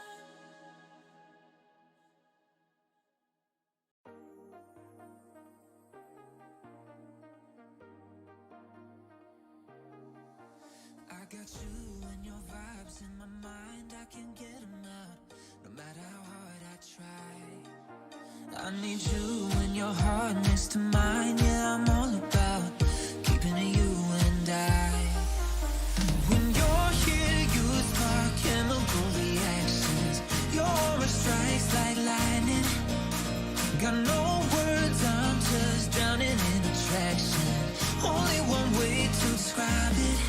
It's electric, can you feel it? You got the only touch that takes me high. It's electric, I'm up in my feelings. I double vision 'cause it looks tonight. It's electric.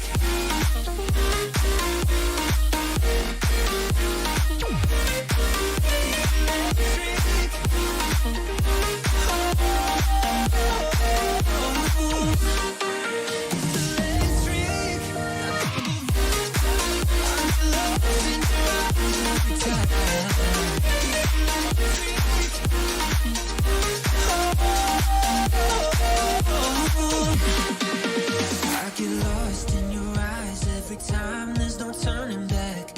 Swear I ain't got a chance. Had me caught up in you since the night on the terrace, yeah. You had me falling fast. When you're here, you spark chemical reactions. Your aura strikes like lightning. Got no words, I'm just drowning in attraction.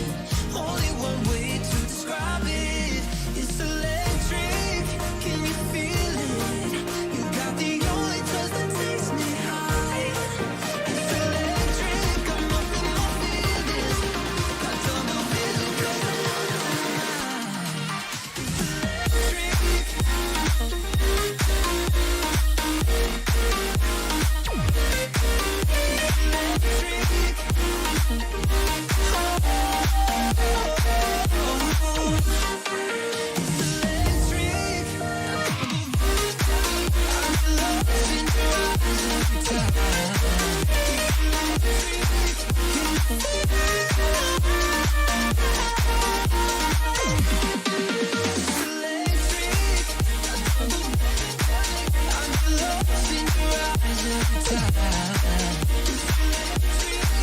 You know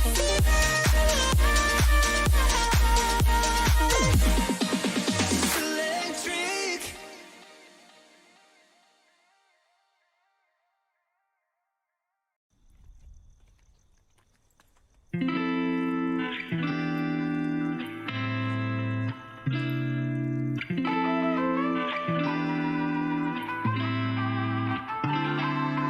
Break down, we're alive, are we running circles, running around? Break down, chase the light, we're rolling but on the go.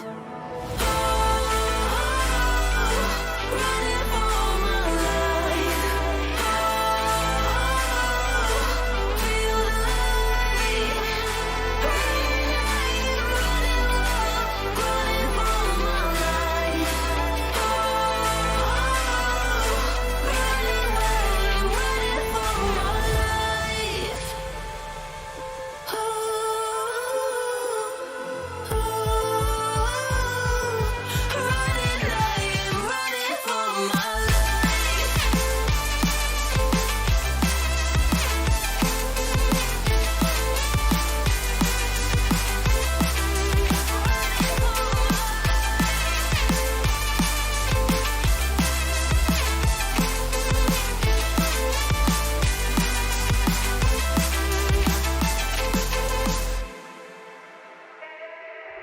Head high, we're alone, are we taking all in front of us? Head high, how could we know it was all along on the side? We should read between the lines and we're on the right way to go. Head high, we're not alone, oh we are not out of luck. Running for my life. Feel the light. Running for my life. Running for my life.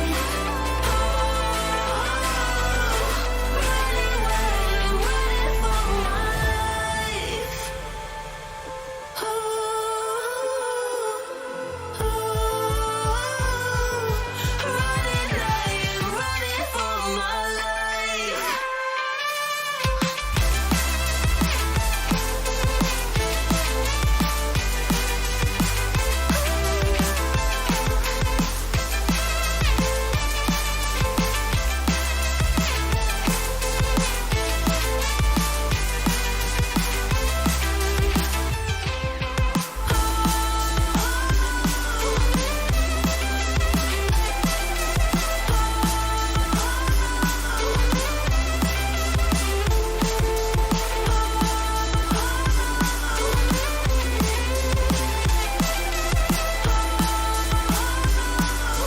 Running wild, I'm running for my. Sometimes a disaster, sometimes we get free. Oh, you take the long way to stay close to me. I don't want another, I just wanna breathe. You take me higher, you stay close to me. Oh, I feel so alive, feel so alive. The dark won't close my eyes. Yeah, I feel so alive, feel so alive. Oh, we chase the night. Oh, I feel so alive, feel so alive. The dark won't close my eyes. Yeah, I feel so alive, feel so alive. Oh, we chase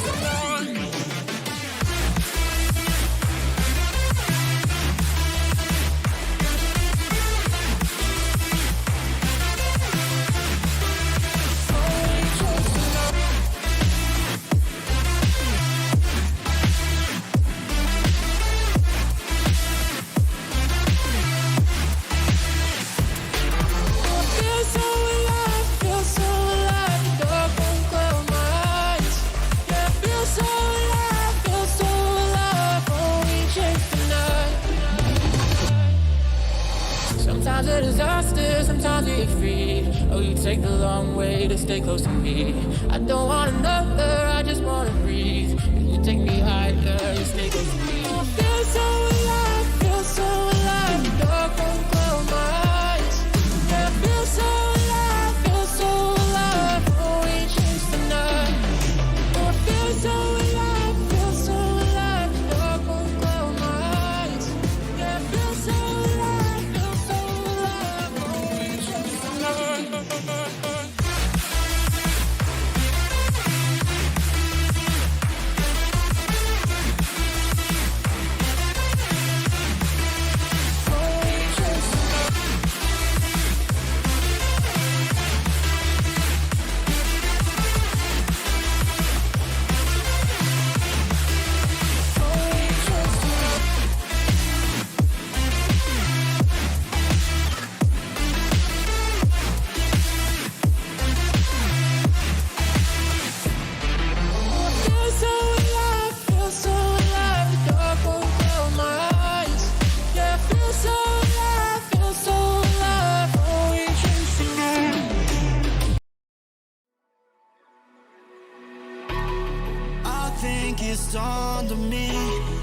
that you ain't coming back.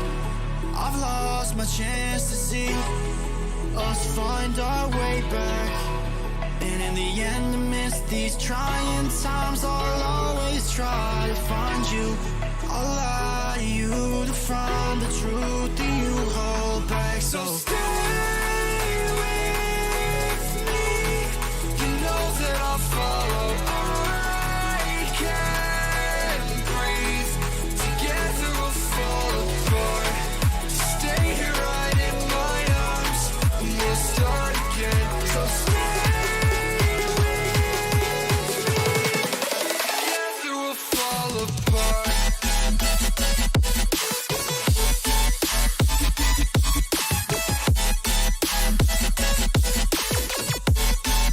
Together we'll fall apart.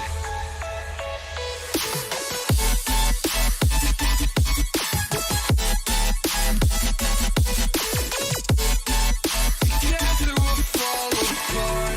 We'll fall apart, I know that we're a mess. And I know that you're trying your best. And you're calling me to over dramatically talk to me. And it's so funny, you're all I wanted. And I can't talk, want you out of my life. So say none, I'll wait for days. If you ain't one, I'll say none.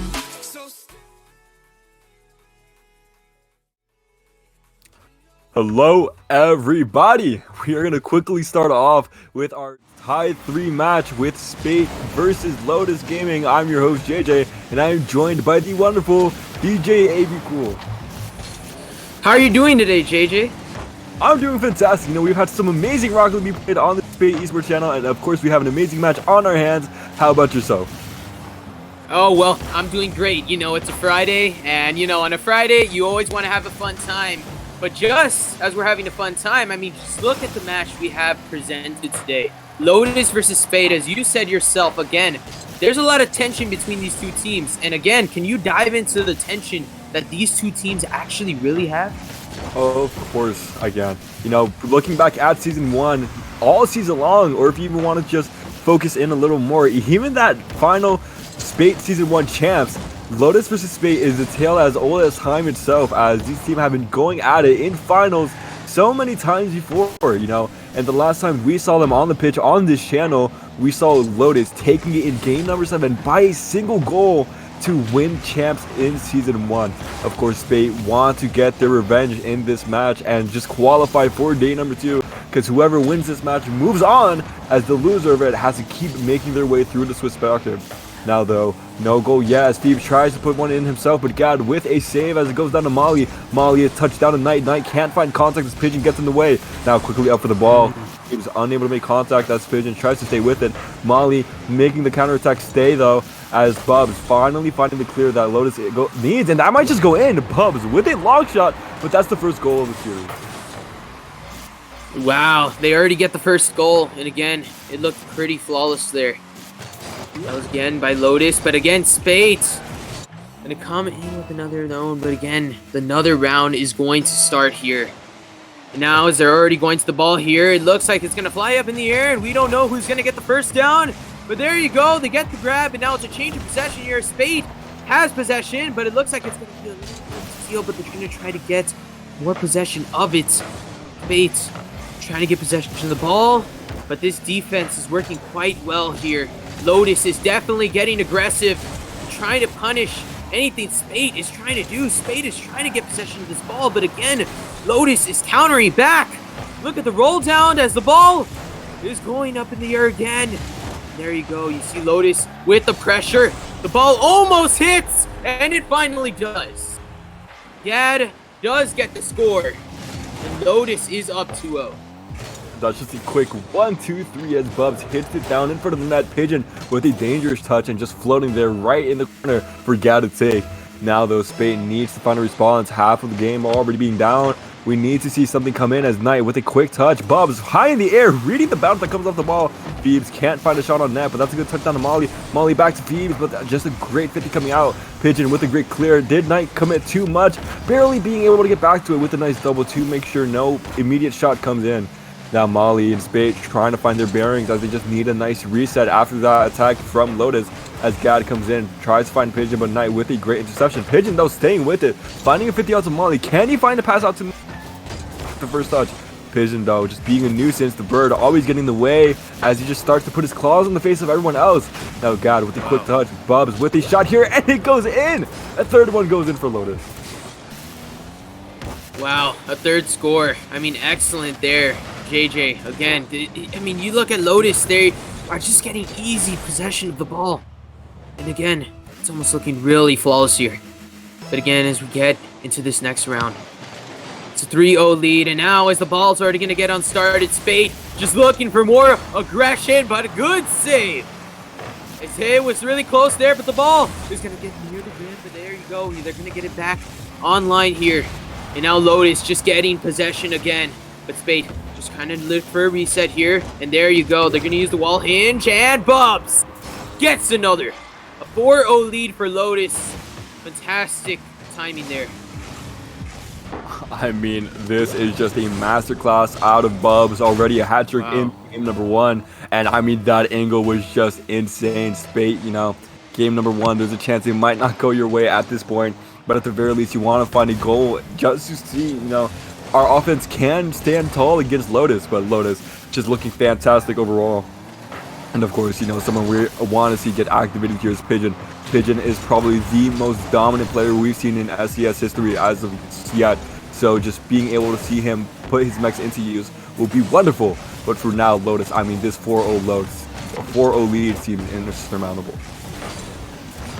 Exactly, definitely indeed. And now, as they're trying to get more possession of it, Spade just seems to try to get more possession of the ball here. But again, Lotus, we talk about that aggression that they're coming with a lot of the time. And again, it's hitting that top part of that goal there. They're trying to get it in, but a good save. And now, Spade, they're just trying to get it back here. The momentum. Lotus trying to get the ball back here. Good save. Coming in, and again, it could be Bubs or Gad here. Who's going to be the star player? Good counter interception by here. But it looks like Spate's just trying to get possession again. They're trying to find it. But again, it looks like Pigeon has done a fantastic job, just like you said, JJ. Pigeon has done a good job at trying to keep the possession over there with Lotus. But again, as the ball just going to that other side, it all comes down to this good defense by Lotus if they can play it well. But again, Spade coming in with that aggression. They're doing a fantastic job. I mean, yeah, this has just been an amazing showing from Lotus. Spade finally getting one on the board there. Quick 1-2 from Thieves that night. And I mean, at the very least, it's not going to be a scoreless game for Spade. Spade just needs to find a response to Lotus's aggression. I mean, this game alone, they put down 12 shots, 4 of those going in. 33% from a shot to goal perspective, and that's very hard to shut down. That's a very high goal percentage coming out of Lotus. And I mean, Bubs has been activated from the get-go, but you know, the fear is there where if we try to focus on Bubs and take him down, is Gad or Pigeon going to step up? So Spade just really need to find a way to play possession rather than a player.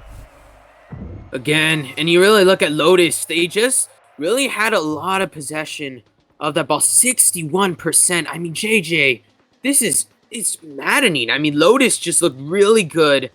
And again, a 1-0 lead starting out in a best of 5. I mean, is it really important to start out already in a 1-0 lead? Do you think that it's really hard for Spade to come back in here? Or do you think that Lotus can try to actually hang on?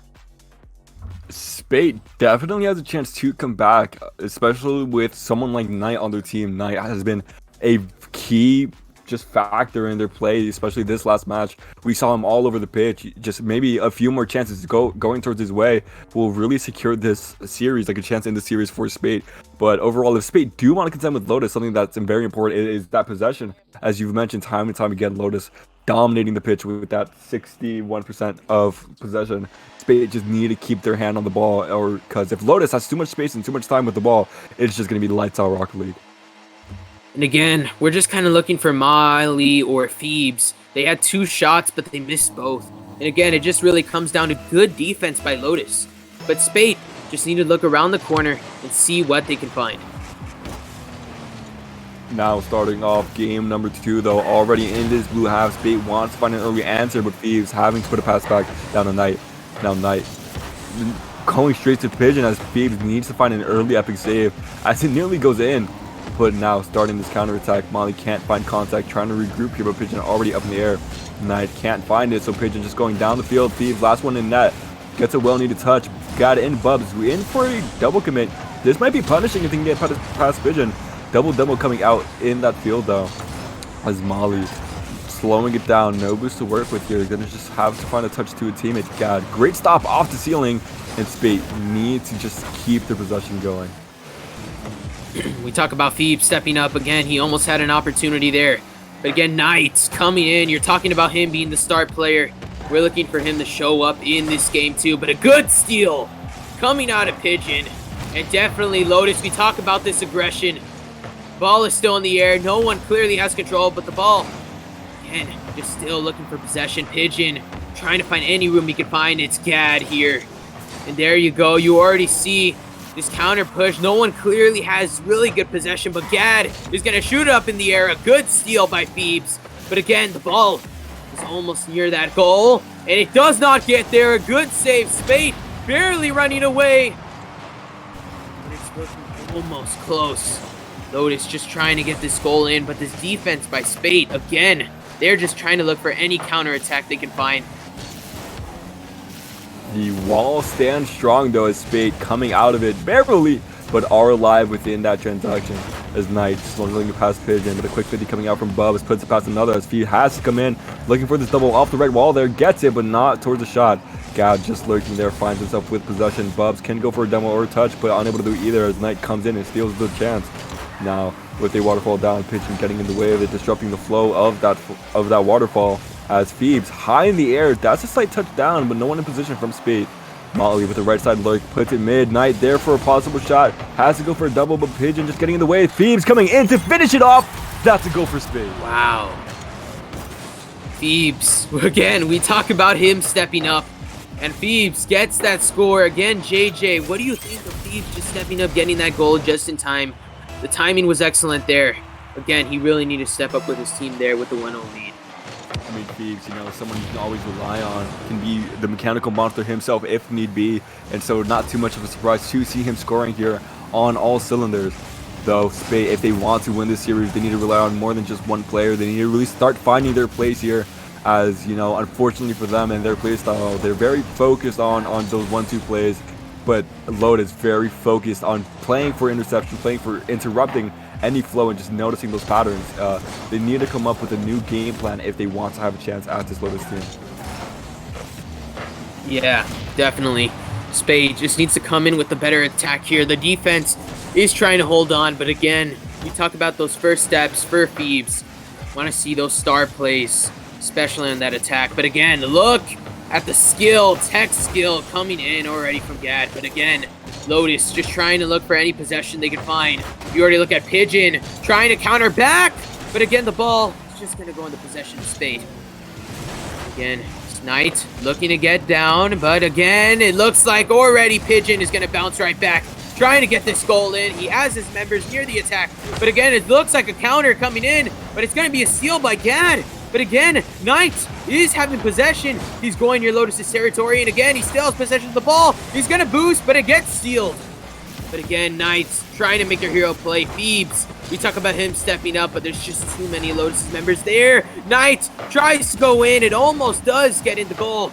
Knight just trying to look for any room we can find. It's just looking really difficult here, but Lotus's defense looks amazing. I mean, it's coming down to the wire here in game number 2. Spate still with the lead at 1-0. Does Lotus find a response here? Just quick shots coming out from Spate. That one not able to make its way into the goal, though. Knight not able to put a hand on that as Bubs is just sailing through this midfield. Molly gets in the way, finally stopping him, but just a quick response from Spate. Phoebes down to Molly, back to Phoebes, but Gad with a block, keeping Lotus' chance alive in game number 2. Now Knight puts it over Bubs, has full boost to work with, gets a flip tip of Pigeon in the way of it. Phoebes though not letting it go to the side. What a great bump coming off onto Gad. And Knight with a possible shot, but Bubs sends it to the left wall. Molly up. Can he get in the way? Yes, he can. Gad no boost to work with, sends it high. Phoebes already up for it though. Lotus running out of time in game number 2 as Knight finds a 50. Now Gad up in the air. What can he do with this ball? Puts it over one, coming off that backboard. Gets a nice double, but it's just off the post. That doesn't go in. Bubs, you have 10 seconds left to work with here. Pigeon, you need to come in and help your teammate out. This is off the backboard. Has the double, and it goes in. Last second point from Pigeon, and we have a tied game. What a goal there. I mean, of course, the tech work by Pigeon. And you talk about the chemistry right there. It just worked out for Lotus there. We talk about their attack, and again, their defenses look fantastic. They barely escaped. And again, Lotus just coming in with that fantastic clean goal right there. Now we're tied at 1-1. Ball still in the air though. Pigeon might find another gear as Bubs is there in the midfield, but just can't find the target. Very dangerous ball, but it hits ground and we have overtime. Kickoff gonna matter a lot here as it just goes into the hands of 50-50 Knight, winning that transaction out as he's up in the air quick with it, but Bubs sends it to the corner where Molly though patiently awaiting.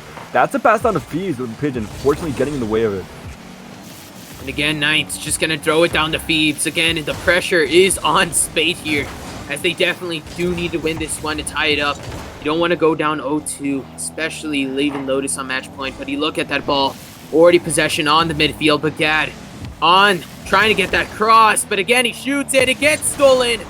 But it's still in Lotus' territory. Spate just trying to look for anything they can find. Phoebes is on the other side where the ball is. Molly's going to pass it over to Phoebes. But again, Phoebes just trying to look for the ball possession, and again, he's trying to steal it. Unfortunate there. Pigeon trying to get possession of his ball here, and again, the ball is still in Lotus' territory.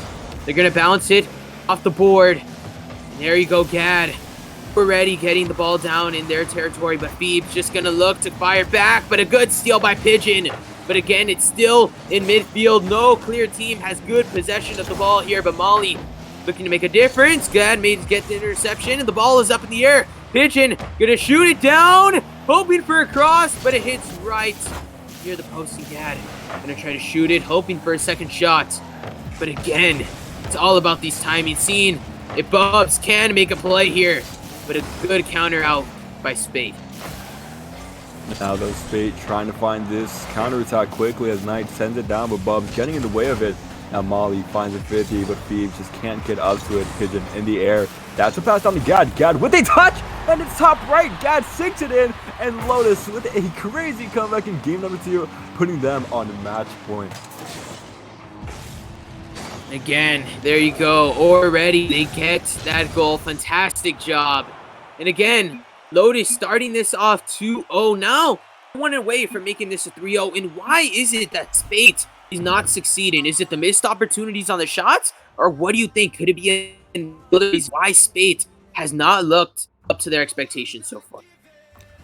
I think, especially with the close game number 2, just that last second out of Lotus could have really disrupted the flow out of Spate. If you're on the verge of winning and suddenly you find yourself in a position where you no longer feel like you have the lead, it disrupts your flow very massively. And so just heading into that OT, Spate could have felt as if there was a lot on the line there for them, and just really put themselves in a position where they felt like if they lost, it's a big issue. And so the pressure surmounted, especially with amazing passes coming out of Pigeon and Gad, and just overall broke the team. So just heading into this long road ahead of them, now having to reverse sweep to make day 2, they just really need to just focus and keep their heads down and do whatever they can. Yeah, whatever they made adjustments between game 1 and game 2 clearly worked. Again, you saw the touches and everything, but Spate already, Bubs starts off with a score. I mean, JJ, that didn't even take a long time. And again, it was the own. Oh my gosh, what a score for Lotus there. That's a quick one. I mean, if there's any way to start off match points, that's the way to do it. 2 seconds down, but exactly what they need. Thieves, though, try to put it over Pigeon. Pigeon just finds the pass down to Gad. Gad nearly with a quick one. Molly with a well-needed save. Now, though, quick counterattack. Unable to find contact. Would have been a great pass down to Knight. But Knight just seeing what he can do to this Lotus defense and nearly tripping them all up as we see bumps coming down into this line. And now a quick one high in the air. Knight up for it, just doesn't connect to it, unfortunately, as Molly sends it to the right side. Not in position to get for it. Gad puts one on target. Thieves, nice touchdown. Knight in position. Full boost of Tang to work with. Bubs, though, going to go for the interception. Nice 50 down to that left side. And Gad already high in the air for him. Gad has the possession. He's already going to throw it to his next teammate there. Gad just trying to get aggressive. You see this aggressiveness by Lotus, and again, it's working. But Spate hanging on for their lives. They're trying to play good defense, but will it work this time? He's trying to pass it, but it's right back to Gad. Again, it's actually to the right of the post. So again, it could have been risky there, but Pigeon trying to get possession of the ball. Again, his teammates are there. Gad, you talk about how fast they're getting to the ball there. And again, now two members are trying to get this ball down to the post. Gad's just trying to get it there. Almost gets it there, but it's a steal. And again, they're trying to get it back down. Gad's just trying to play for defense here, making sure Spate doesn't get a lot of room to work with. That's already, you see the wall hinge. It's across, but it's not going to work out. Bubs can get the ball here, but it gets countered back. And already good defense by Lotus there. Now a quick shot from Knight, nearly going in. Would have been the goal they needed to tie up game number 3, but Lotus just been on a tear all day long. Have not lost a single game and don't want to do it here in round 3 of Swiss. Just trying to keep their clean record in, as Spate now having to scramble with 3 minutes left. They need to find a response here or else Lotus are going to run away with it. Now Molly nearly finding it, but Cat getting his savior medal of the match, as Pubs using his flip wisely, nearly getting the double, but no boost to work with. And Knight, of course, with a great touch to stop it. Pigeon though puts in midfield. Gad coming in from the left, but Phoebes pushing it to that right side and just forcing this counterattack. But Bub just patiently waiting, intercepts, gets a bump, might still have his flip. That's a great shot from Pigeon, and that's a goal coming out for Lotus. Excellent goal there. 2-0 lead. And again, if you're Spade, where do you go from here? I mean, JJ, they're already down 0-2. Lotus, they were so close to getting the goal there, but it looks like Lotus is so chemistry connected. Their defense just looks so phenomenal. And again, it just comes down to practice and those adjustments that they were able to make. I mean, that's just a quick one on the kickoff for Lotus. Spade, I have no idea what you're going to do here. Of course, as you mentioned, the chemistry is way better on this Lotus side. Have been teaming for over 2 months now, and unfortunately for Spades, one of their starters unable to make it. So having Phil come in, you know, even though they've done amazing to get to this point, you know, the cracks start to show when you don't have the chemistry already built between the entire roster. Now though, half the game left to work with and not much to work on, as Lotus have put in the 4th one. 4-0 lead already for Lotus. An excellent goal there. Really simple. I mean, Pigeon didn't really have to do much there. It was just a really good cross on the attack. And again, they're just looking really flawless right now. They're feeling it right now, and they know they are. And there you go. You already see Pigeon just trying to bounce it up towards the air. However, Knight has something to say about it. The ball does go in their territory. We'll see that defense comes in clutches. There you go. It's going to be an interception. Bubs has the momentum. He's trying to get the ball down to his teammate. Already on the other side. It's trying to happen another cross. But there you go. Phoebes is there to try to defend it, but the ball is still in their territory. They're just trying to intercept it, but Bubs has something to say about it. He's going to get the cross. He almost gets it near the post. But again, it's going to come back to the other side of the territory. Now Pigeon is just trying to look for this ball again. They're trying to get it back. Look for more momentum as Knight is trying to get this in. His teammates is there. Let's see if this Lotus defense can truly step up here. I mean, Knight though, if there's any way to start it off, just getting the goal needed for this potential comeback. Molly, good first touch and disrupting Bubs. Pigeon is now expecting his teammate to be bumped on that backboard, and Knight quickly coming in. 99 seconds left to work with. That might be good luck for them. We're going to see what happens though as we head into these final seconds. Now, quick touch toward the net, but Knight with possession, trying to fake out Gad, but Gad just waiting patiently, going up to ceiling with a double. That's going to be towards Knight, but it's going to be slightly off hitting cross, while Molly though gets the safe side anyways. Now Knight, touchdown, might be looking for Phoebe, but Gad getting in the way of his touch off the wall. Just time winding down, Gad going for a shot. That's going to be post, but Gad coming in, and that might be game number 3. That might be the series tied up for Lotus Gaming.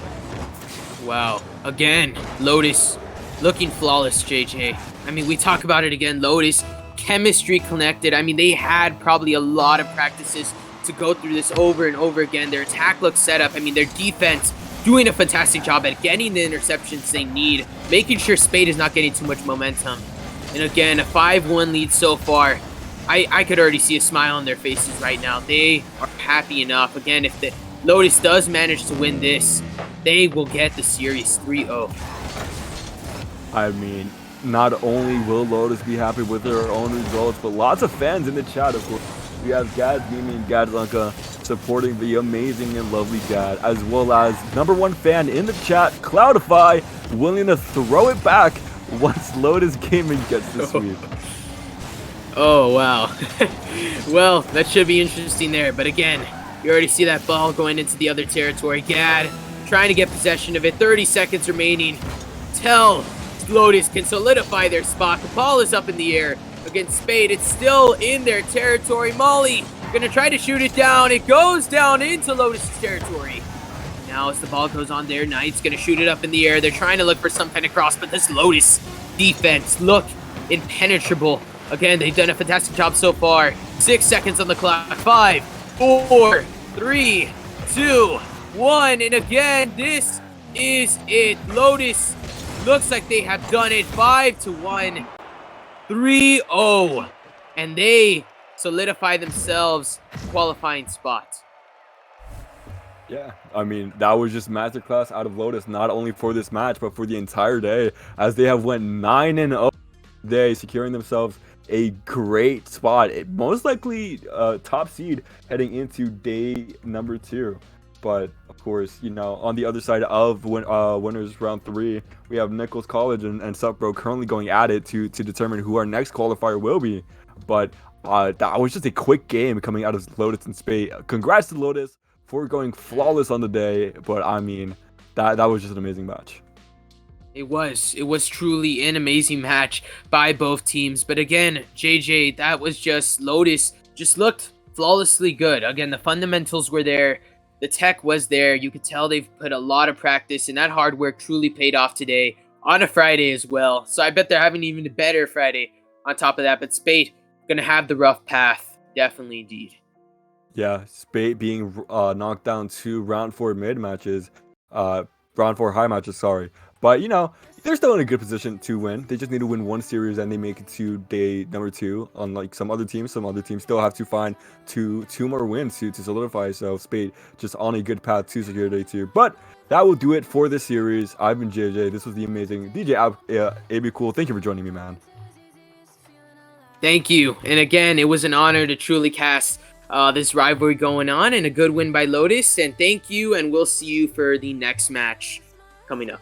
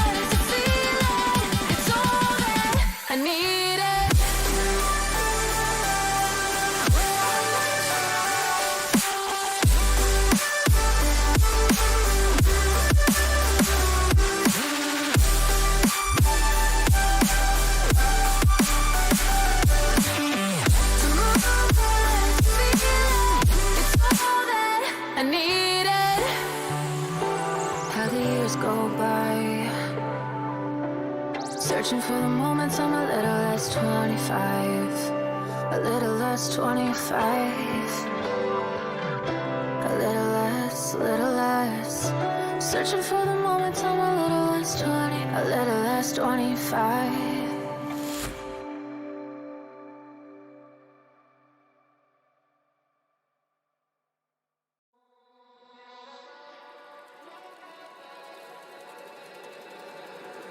Baby, can you pray tonight? Baby, can you pray for us?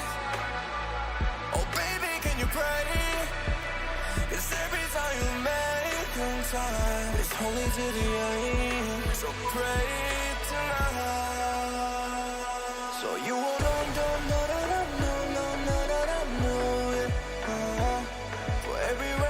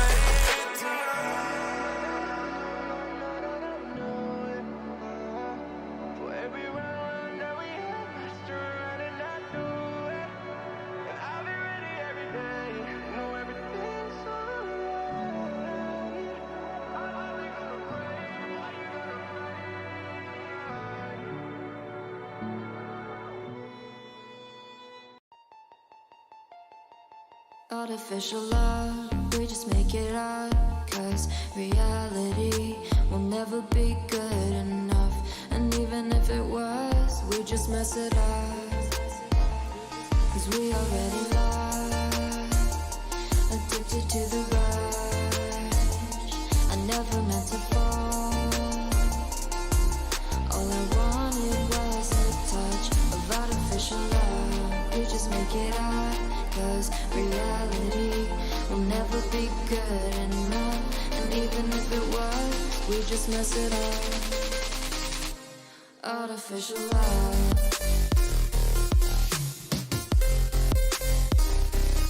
artificial love,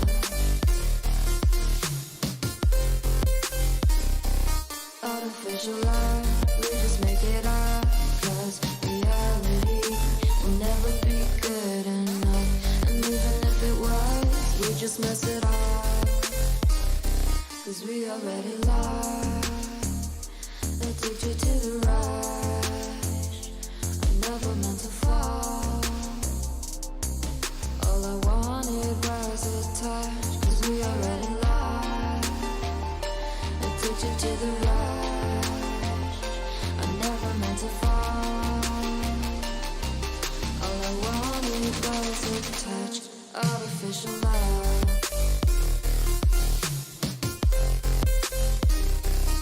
artificial love,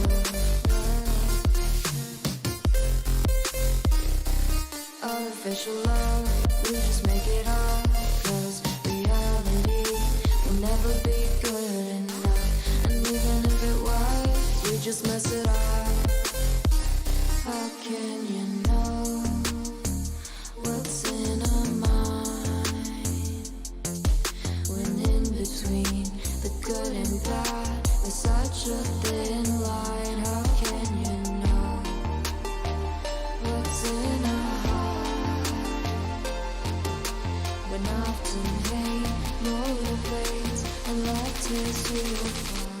Artificial love.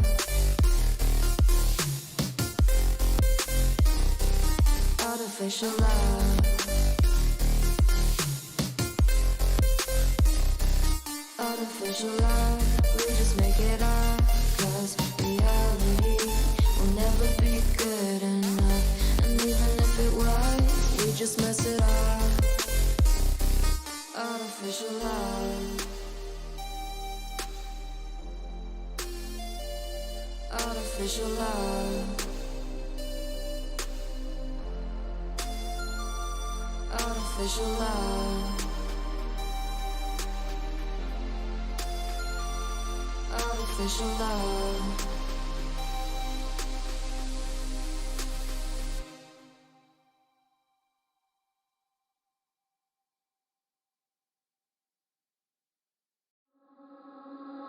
Something about you feels so different.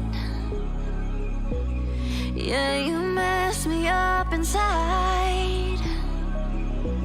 It's like your energy was kissing my soul back to life, was living. Now it feels like every part of me is dying. Yeah, you're gone without a trace. You left me where no one can find me. There's no sign of life out here. I scream and it goes silent. I fight so hard, but I can't fight my way out. Lost all dimension and time.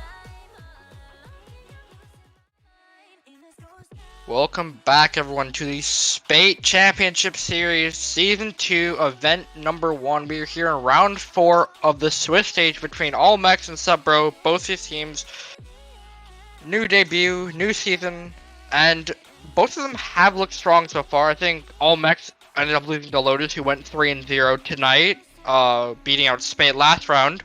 But I am excited to be back on the desk, and I'm here with Cubic. How you doing today? I'm doing good. Allmex, a team that we had on stream to start off the night, so got a little bit of look at them already, and they look fairly good in that matchup. So we'll see if they're able to come back. They did end up losing that first round matchup.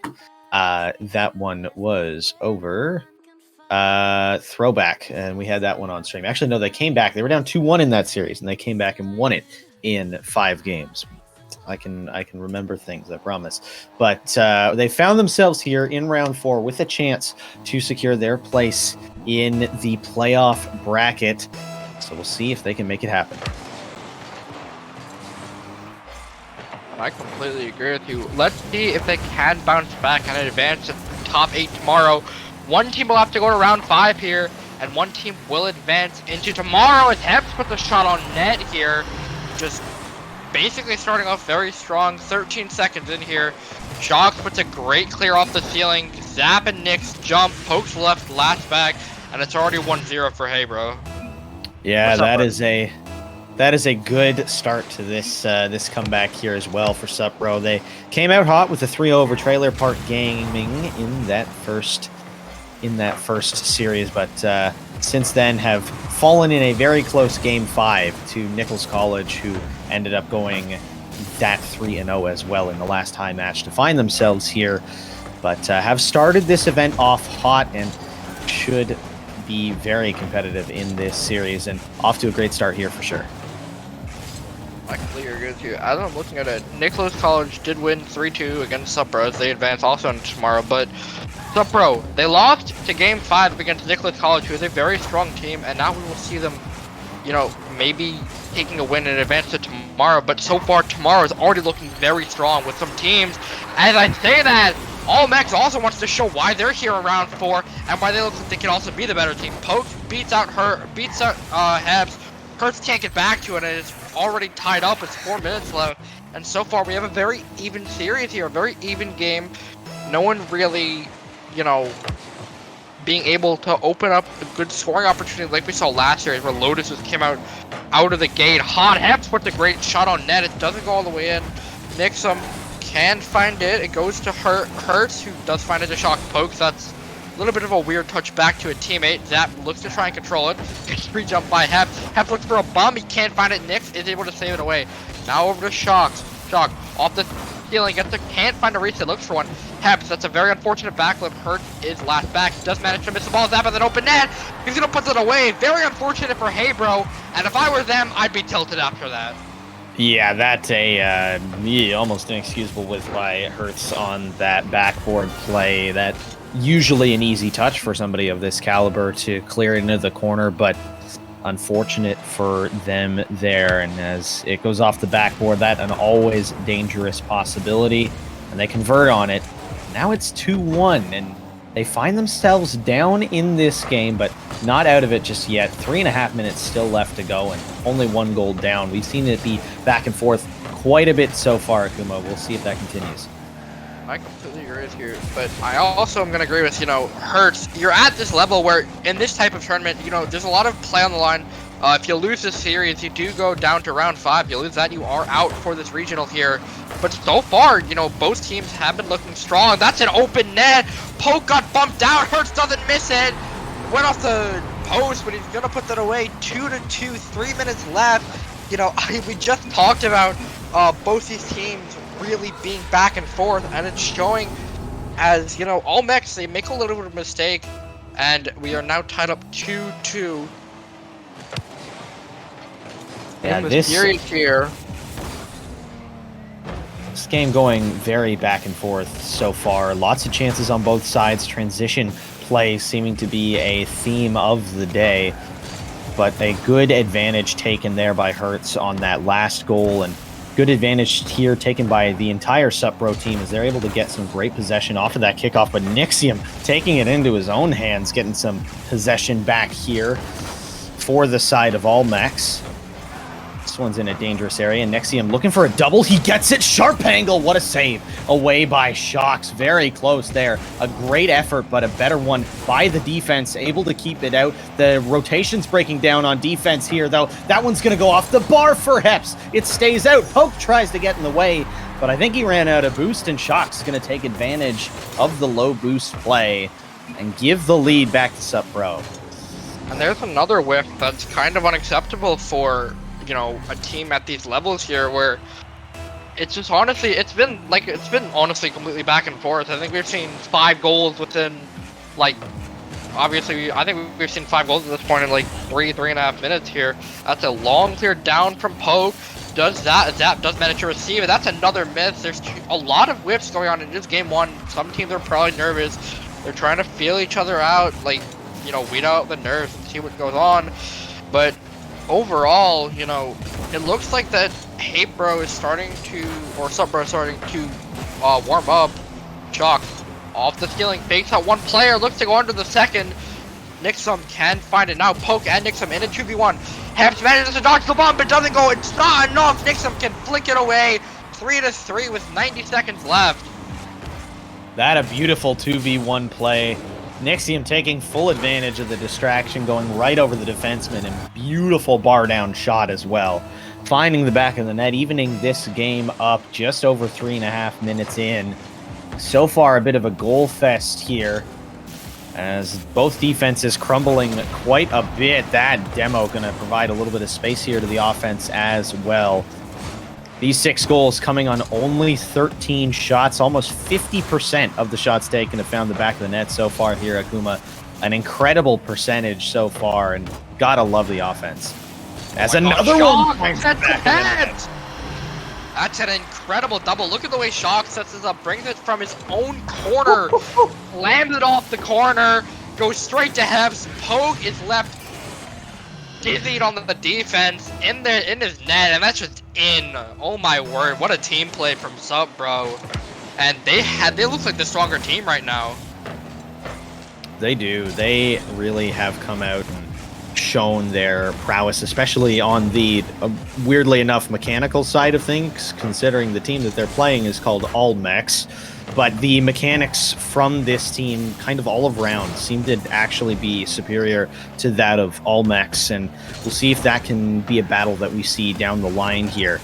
We did see that one nice individual play from Nixium with that 2v1 with Poke. That demo could create some space for something similar to happen here, but the transition play gets out. But we'll see if the mechanics become an issue here. I completely agree with you.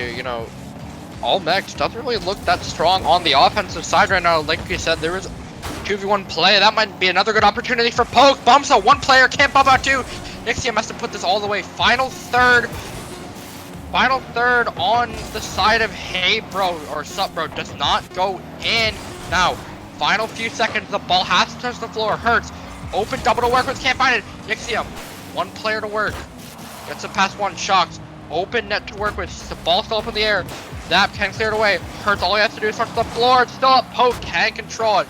Goes over to Hepso. Heps looks to try and kill this ball. Hurts can't find it. It is off. Gonna touch the floor, and game one goes to Sup Bro. And, you know, a little bit nervous from them at the start of the game, and also towards the end of the game, but they started to pick it back up, you know, in the middle, and they really did show that one play that allowed them to go in the lead was that incredible double from Shocks that, you know, sent Heps just having an incredible pass down to him. You know, when a player usually slams that off the corners, you know, either expected to go in or it's a pass, and it really did show. It worked out really well for Sup Bro there. Yeah, they had some great plays on both offense and defense when it came to the mechanics of it, and Shocks with that redirect in the corner as well. Just one of the better passes that you will ever see. And a pop-off play like that, I think, is something that this Sup Bro team has the potential to do, especially up against a team that was touted to win the entire tournament easily in Nichols College. They took them to 5 games and looked really good in their prior 2 series to get them to 2-0. So in this game, them playing this All-Mex team as close as it was, I think is slightly worrying. But from the perspective of Sup Bro, to be able to get those pop-off moments back, get a little bit of swagger back in your step as well, I think could be huge coming into this game. Because like I said before, we've seen them be really good with mechanics. And if they have the confidence to go for mechanical plays, that could be a big factor in seeing them go through swiftly here. And yeah, but you know, Nicholas College, they got some competition. I think Lotus could probably, you know, I'd like to see them in the finals. They are number 1 seed and number 2 seed heading into tomorrow. As you know, Lotus went 9-0, a team that won last season's championship. You know, they're expected to play some difficult teams. Here comes Heps, can't find the double, goes over to Hurts, that's an open net. Zap can find it, does manage to get the save, goes over to Nick. Some great transition out of defense here, but All Mex is gonna have to do a little bit more to put an early one on the board here, as it looks like Sup Bro has managed to started to warm up. You know, Shock really looks to be that star player in my opinion for me. Zap over to Nick. Some Hurts has to try and clear this away. That's another whiff. I think Hurts has started to get off on a little bit of a slow start here, and the other two have really tried to pull away. Heps down to Shocks. This time it's another one creating a 1-2 pass, and it's really starting to work out for Sup Bro.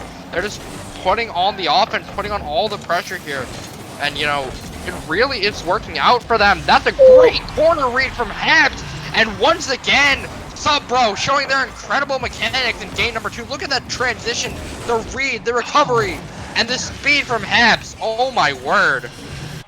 That is just a little bit of everything in the same play, and it's so hard to chain together that read in the corner, the mechanic to get the wave dash, and the pop to get the power on the shot as well. It's so hard to chain all of that together into one swift, fluid motion, the way that Heps just did. But that's what sets these players apart from some of the other players in this tournament, is just those the ability to get those plays off. And well, I mean, they create chances like that too sometimes. Shocks able to put one in a wide open net here after a bit of a defensive misplay by Nixon.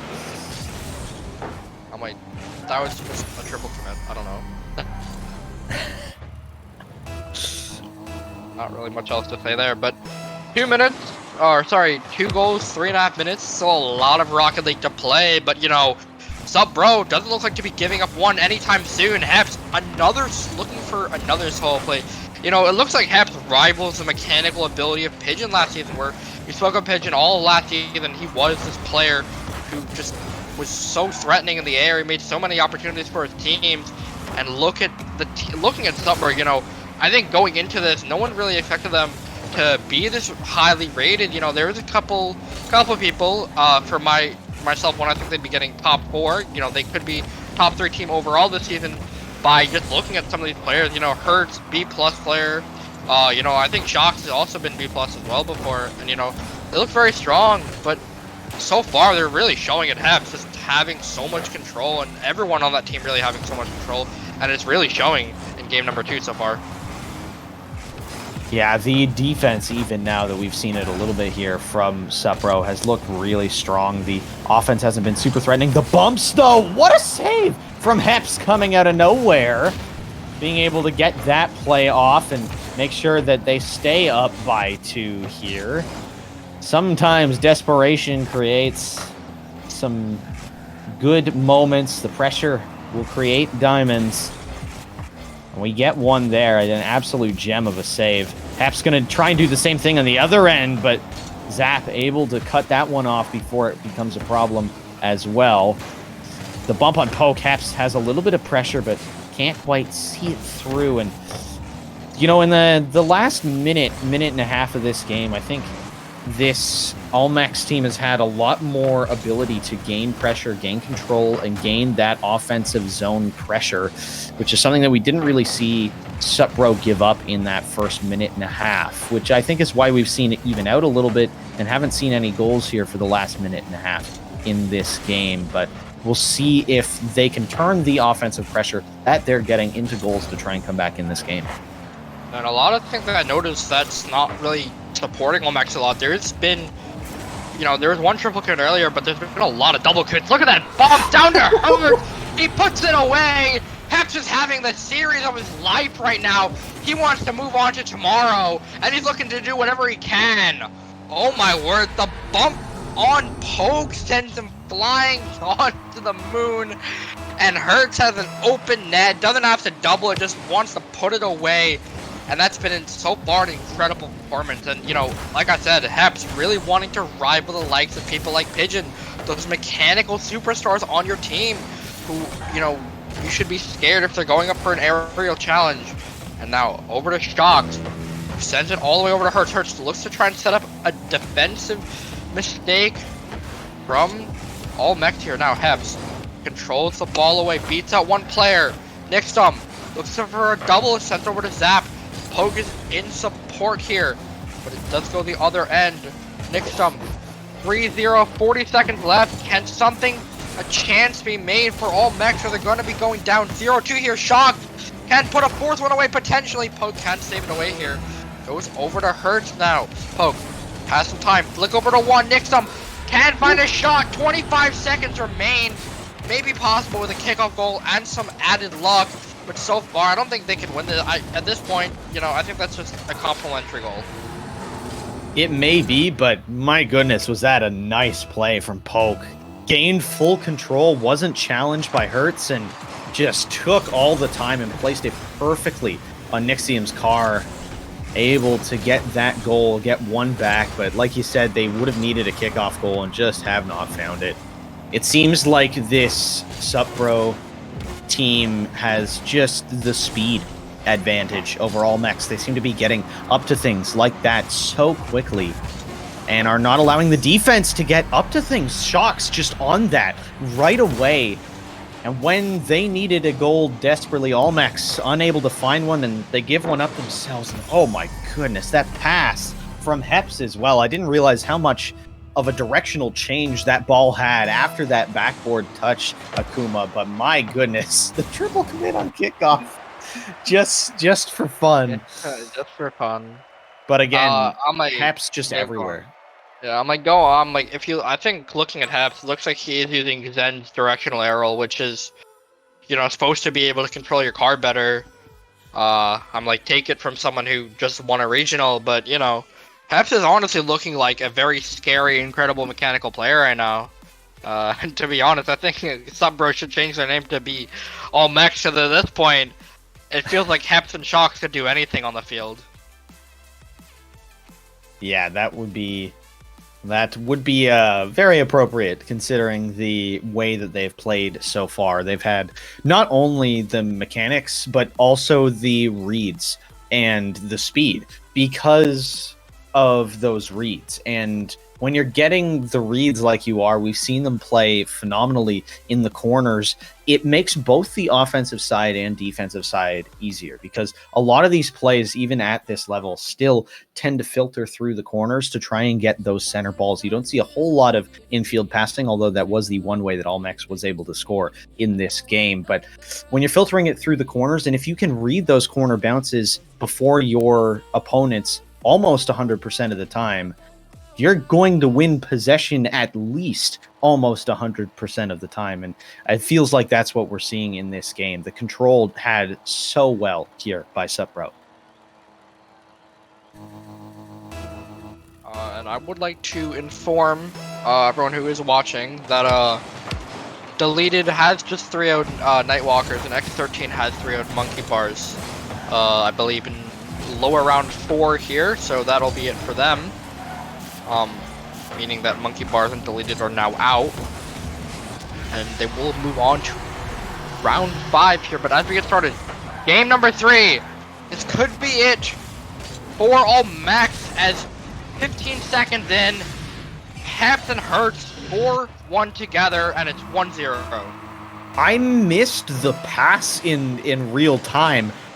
What was that read, Hertz? Someone who we've mentioned has been the third best player on Supro in this series.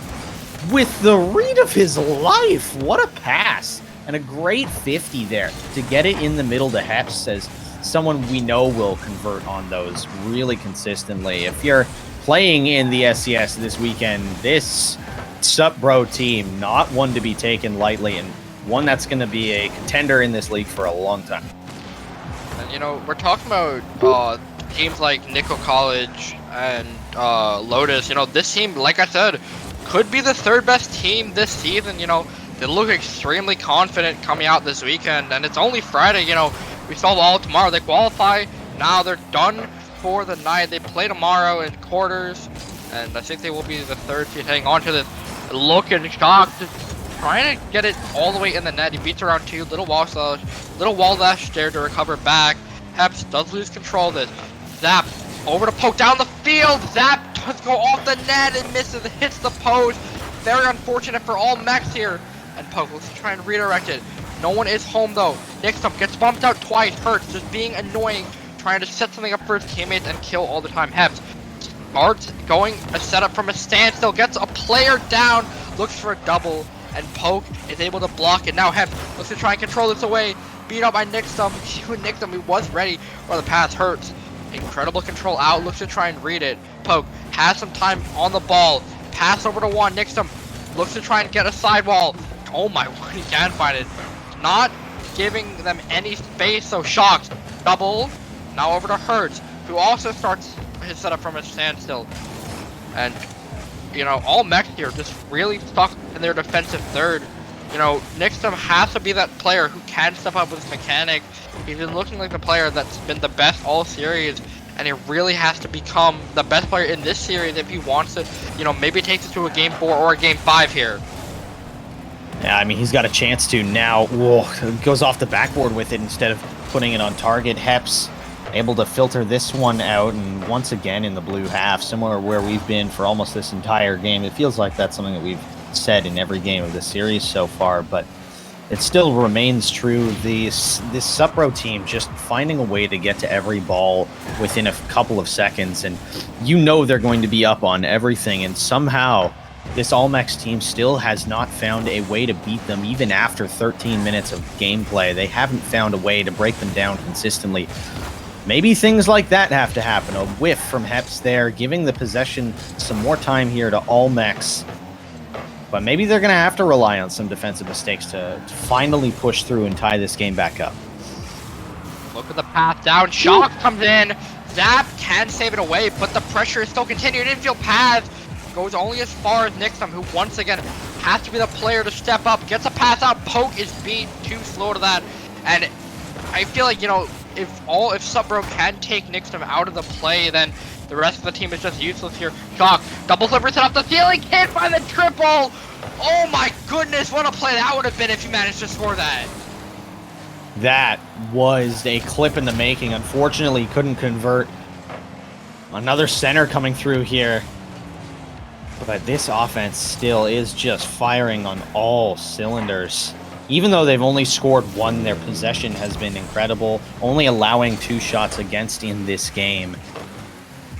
And they'll look for a third here, all Mex. They have the possession. Poke keeping it in. Zap with the flip reset, trying to get back to it, but Hep's just up already, as someone on SupPro always is. Still the possession with all Mex here, even though it is on their side of the field. Nixon with the shot, finds some space beneath the defenders, and this one is tied. That's what I'm telling you. You gotta have one player to step up. It's gonna be Nixon. Hurts, a little bit of a misread. Expecting the shot to probably go a little bit lower. Doesn't work out though. But you know, I want to talk to you about the play that Shock almost made. We've been talking about Heps, but Shock looks just equally as mechanical. And I think that all mechs still want to be in this. That's a little bit of a weird double commit. I think if they fix that later on in the series, Hurts has an open net, can't find it on target though. Now, another double commit. Shock, 3 backwall to work with, gets some reset, goes over to Nixon though, who has some boost to work with, pinch over 1, finds its way over to Heps. Final 10 seconds of game number 3, and we might see overtime here. Hurts beats that one player. Shock does manage to lose the challenge. Heps has to win this. Zap can't find it. Nixon does get beat out. It's gonna touch the floor. Game 3 overtime, and Shocks and Heps looking to out mechanic all of all mechs here. That last play, Poke had it over 2 off the backboard, and Heps whiffed, but so did the shooter. Unfortunately, that was the golden chance here for all mechs to take this game and find their way back into the series. This ball dangerous. Poke going to be able to clear it away. Will they get a chance as good as that one again in this game, or even in this series? Who knows? That a golden opportunity to the wayside. Next up, here it comes. The one player you have to watch out for on all mechs. And at this point, you know, all mechs looking to start some, you know, offensive pressure, but the moment, you know, it feels like the moment SupBro like get the ball, it's just consistent pressure for over a minute. It feels like, you know, every time they make a touch, it's threatening. Every time, you know, they have the ball, someone else is bumping a player. It's so threatening. But here, you see all mechs, 3 players on the side. You know, one of them, Nixon, is playing a bit far back as third, but, you know, it doesn't really work out. Heps, open backboard to work with, can't find the double. Zap is there to beat it. Poke tries to read the ball. Now Hurts, down to Shock, you can't find the infield pass. One player's bump, Poke doesn't get it. Heps, open net to work with. Not even 90 seconds into overtime. That's the series. They'll advance on tomorrow. An incredible showing from them in round 4. That a great shot by Heps, but what really ended up breaking down the defense says there was no backup. There was a team bump by the last 2 members not on that ball. I think Nixium went up for it, and Poke ended up running into Zap in the infield, and nobody else there to help on the back line in the dying moments of that game. And SupBro going to take a very close game 3, but nonetheless, all mechs now, after having such a good start to their day, finds themselves in round 5. We'll see who they play in just a moment, as we're waiting on one more series to conclude. And I would like to inform you that Spate Esports 3-1 Trailer Park Gaming and Throwback had 3-1 Team Possessed, meaning Spate Esports, Throwback, SupBro, Lotus, and Nicholas are now all into tomorrow. So we have another 3 teams in round 5 to go. The final 3 teams for our playoff bracket tomorrow. And we'll be looking to see that as we have one more series in lower round 4 to conclude before heading on to round 5. Yes, that should be a good game, but an even better game will be the one in round 5. 2-2 teams going to be going at it for their spot in tomorrow's playoff bracket. Who is it going to be? Well, you'll find out in a few minutes when we come back.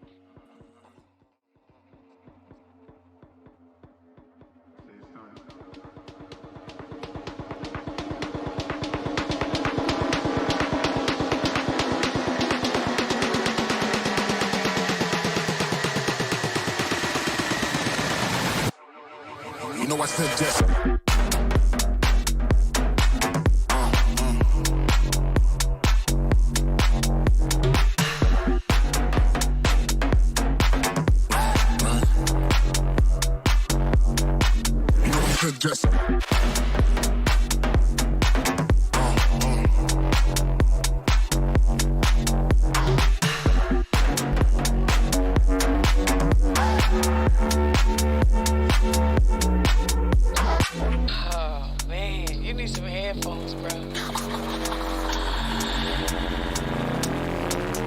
suggest.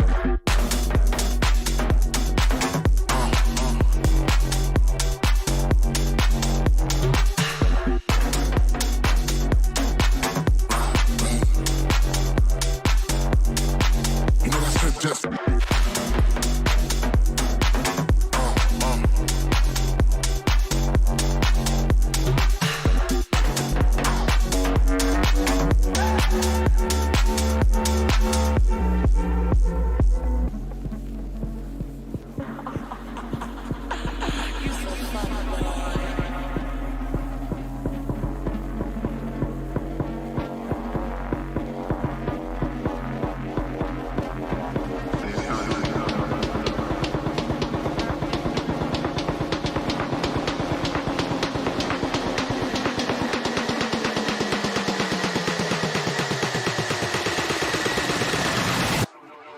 You know I suggest.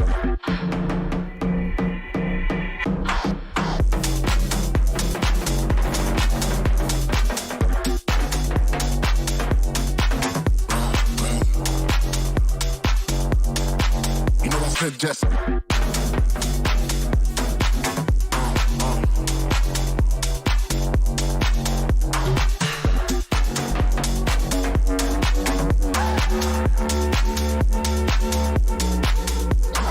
Oh man, you need some headphones, bro. You know I suggest.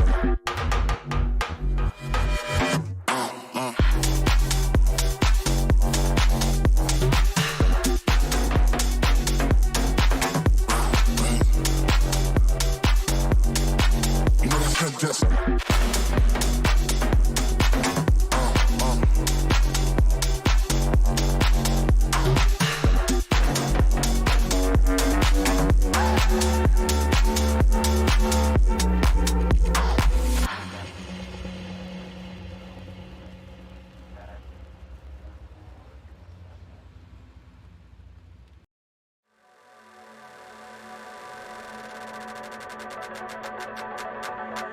It don't matter where we go, it don't matter where we stay tonight.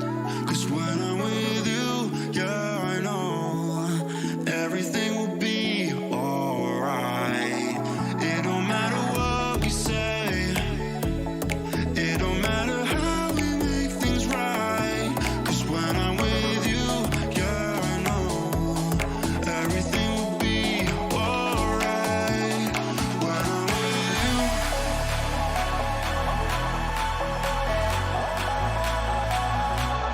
when I'm with you, everything will be alright. When I'm with you,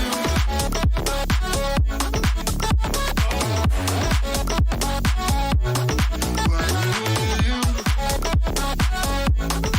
everything will be alright. When I'm with you, when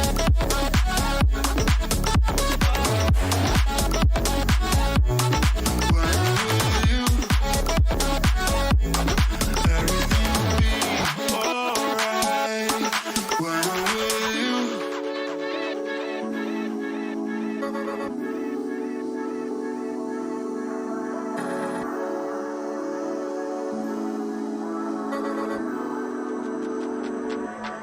It don't matter where we go, it don't matter if we lose it all. Cause when I'm with you, yeah, I know everything will be alright.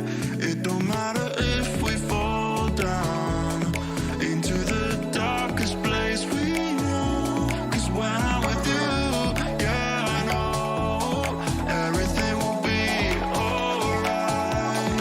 When I'm with you,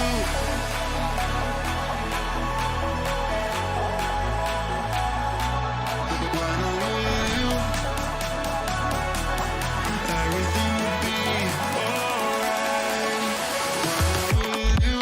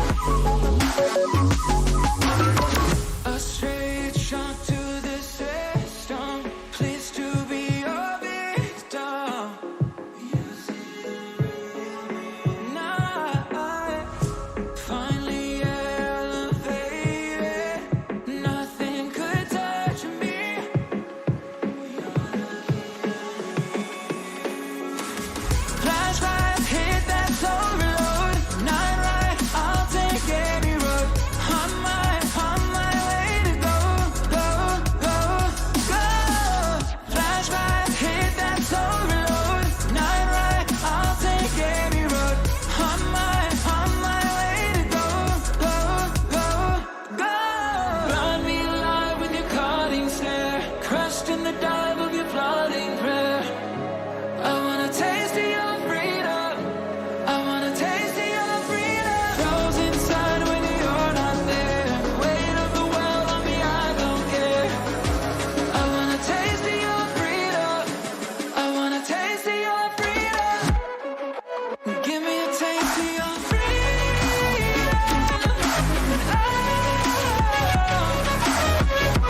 Could you set me free? I wanna know. I just wanna taste of your freedom.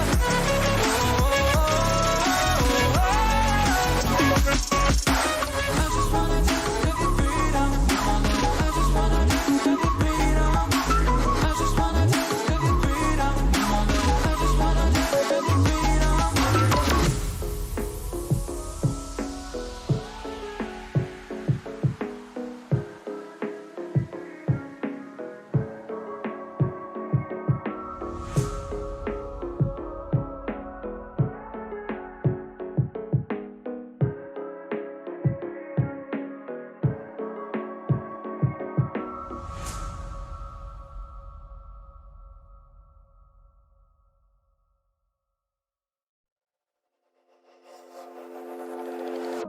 Is this what giving up feels like? I don't know, I don't know. Tell me, have I lost my mind?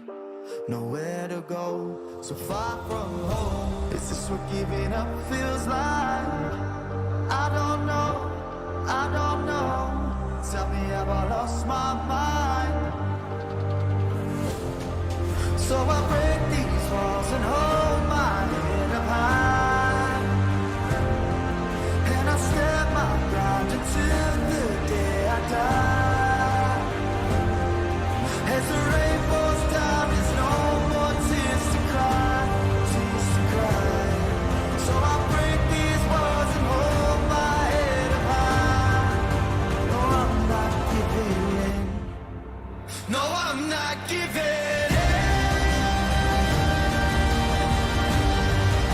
No, I'm not giving in. No, I'm not giving in.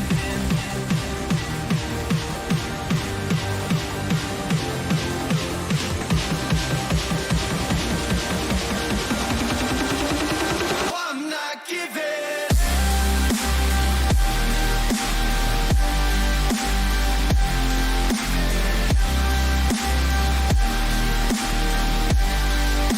No, I'm not giving. No,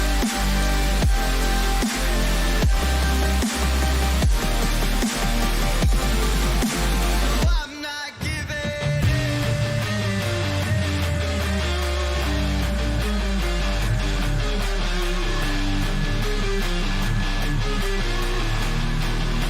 No, I'm not giving.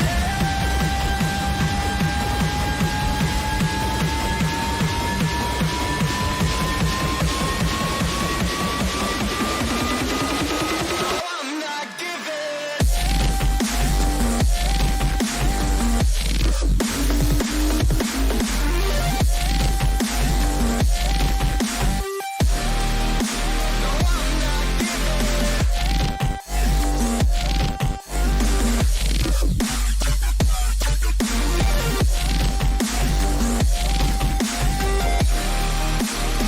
I'm not giving.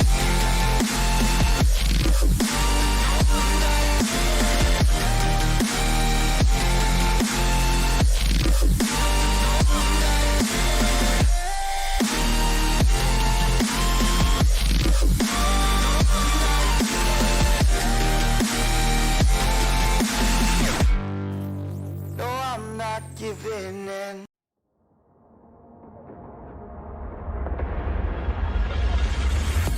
Don't play with my heart.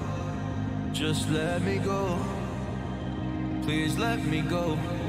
You like to love so hard and then you throw it away.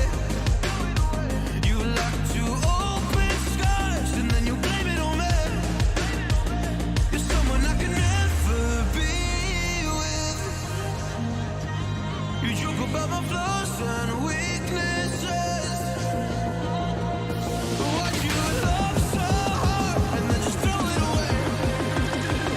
You opened up my heart and just to close it on me. Don't blame it on me.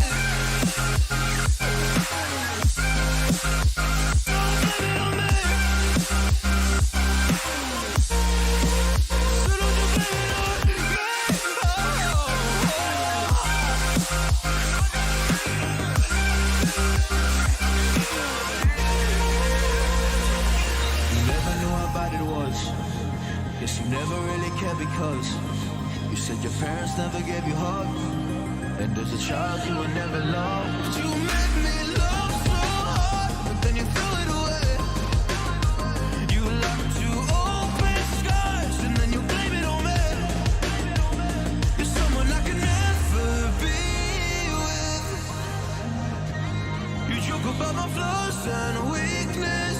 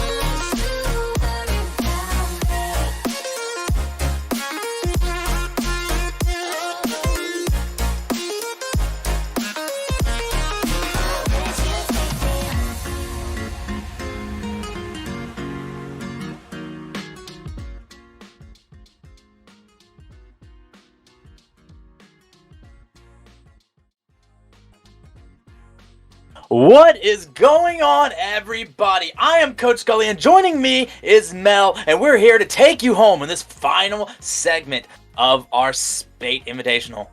Oh, today has been fire, and it's about to get even better, Coach. Oh, we got two teams that don't want to leave the tournament, but it's an elimination match. You win, you're in, you lose, you're through. What? You lose, you're out. That's how things work over here. Round 5. This is the clutch. This is a crunch moments right here. We got Almex and Deleted XD. I don't want to ask you for your predictions, but just seeing how the day has gone, who do you feel like statistically so far has a higher chance of bringing this one home? Both of these teams obviously making it lasting this long in a Swiss style obviously is not what you want to do. You want this done in 3-0. You want to be home by now. Lasting this long means everybody has struggled, everybody has fought their way here, and now it's time for someone to take home the bacon. And it's going to be hard to predict, but you know, Deleted XD already putting one in, so you know, they're making a case. They're making a case.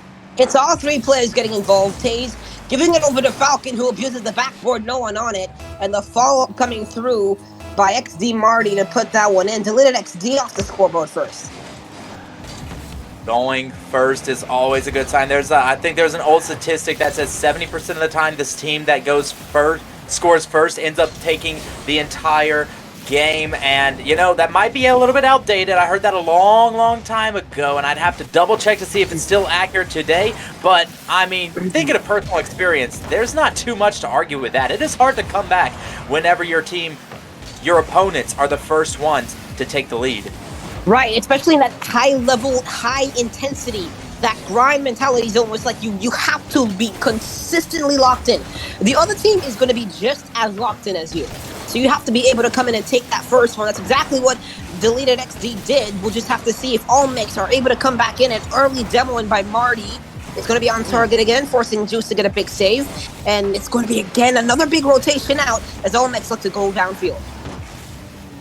Coming around Marty now, going up again. It's a clear backfield. It's 3v1. The pass across, and oh, he could not find it. That was the right answer right there, right? You had your opponent coming on the side, and the two others not able to quite get there in time. The right answer was to flip the field on them. Get it to the weak side of the opponents. Get it to where you're shooting at an area that they have to really stretch for. Unfortunately, the pass just couldn't find its connection. But continuing on the counterattack. Oh my goodness.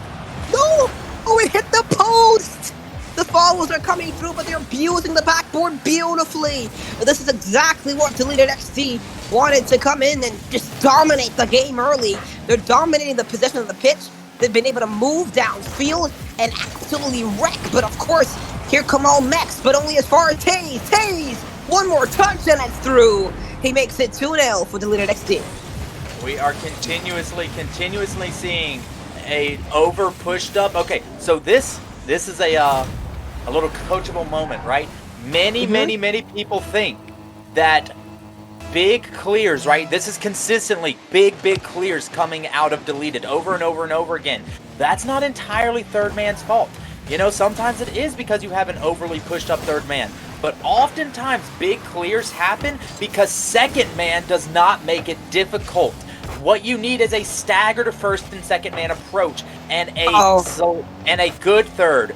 Having a deep third is going to do nothing but weaken your offense if that is your primary focus. What's happening right now on the side of all mechs is they have all two of their first people in the same position. So it's basically a 2v3 with two cars acting as one, and that makes the counterattacks all the more easy.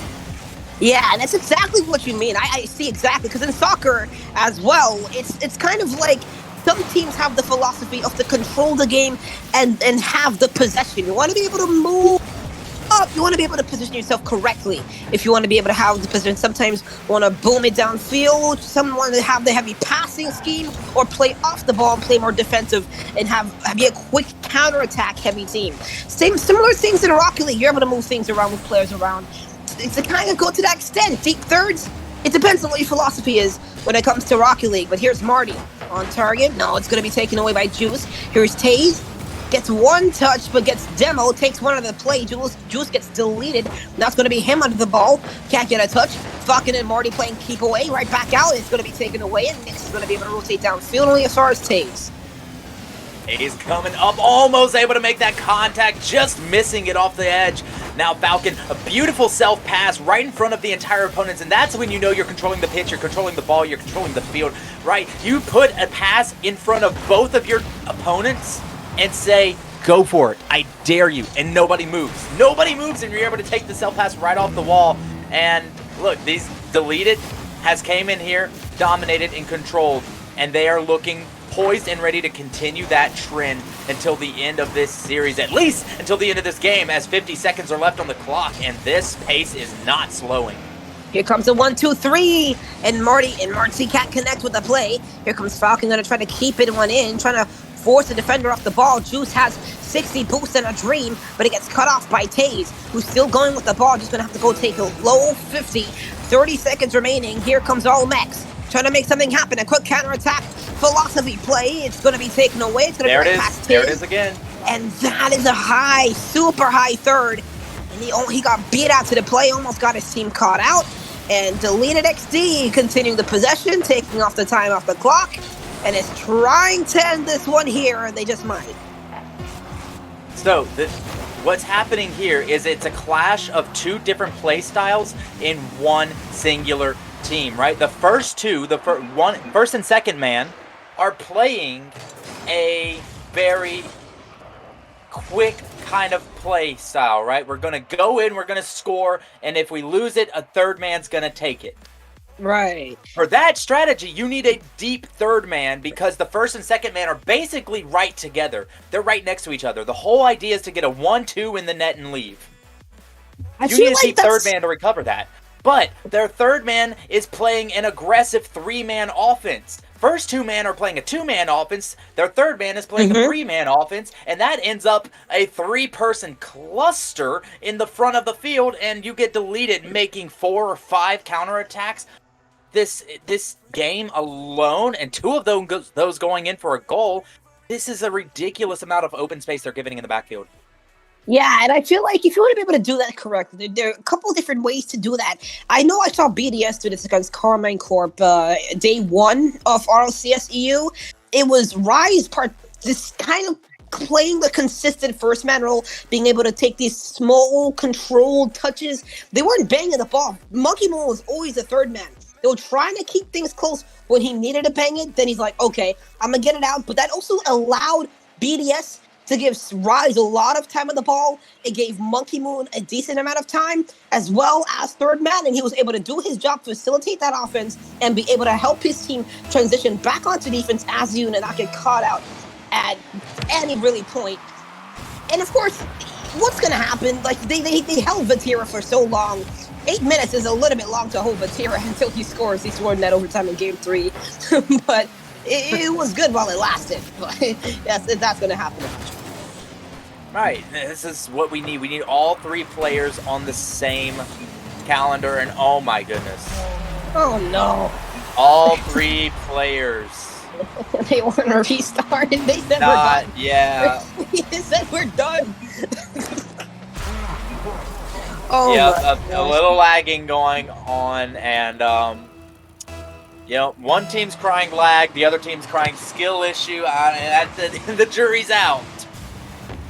Oh, what's the call? Oh, what a save! I lost it for a second. That's what's the call. I think we're gonna have to. We're gonna have to restart this. I don't know. There are players that are just sitting. They're just turning. But yeah, they're gonna restart it. Almex saw one player not move on kickoff, then they saw a player twirling like a ballerina in the air, and they said, "Hold on a second, I'm gonna need to restart this. I gotta be prepared." Yeah, that was a very scuffed beginning, and you hate to have tech issues, and it's hard because some servers in Rocket League are just bad, but that issue is becoming less and less so. And right. Most of the time when you trace it down, it's because of an internet spike or a latency variation on the player side. So lobby resets, while a nice, kind formality, honestly, in my professional opinion, what they mainly do is allow the player's internet time to catch up to reality a little bit. And then when you come back, yeah, it could have been the server. I could be speaking a little bit out my behind here, but 90% of the time, players the servers used to be wild. Like, I haven't seen just a bad server in the forever, except this one weird private match I had last week. The moment I go in, everyone has 999 ping, and they said, "Who doxed me?" I'm like, no, one person just can't dox everyone plus themselves. They're like, how can you prove that? I'm like, bro, what do I have to do? Yeah, that's always what I'm looking for, is when multiple people are blinking the same numbers. That's like, okay, we got a server issue happening right now. Report server. But of course, I got some of my other buddies who just every time they whiff a ball, report server and leave match. Going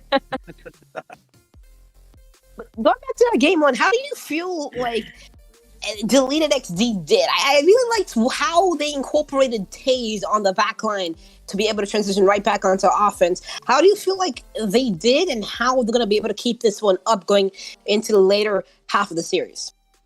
I feel like they're being given an extraordinary amount of space in that kind of murky upfield, midfield kind of zone, right? That quarter field part of the pitch where they are able to get it to their teammates on the wall upfield, or they're able to get it to a cherry-picking teammate behind the enemy's back line, where they're able to get a booming clear and nobody says anything about it.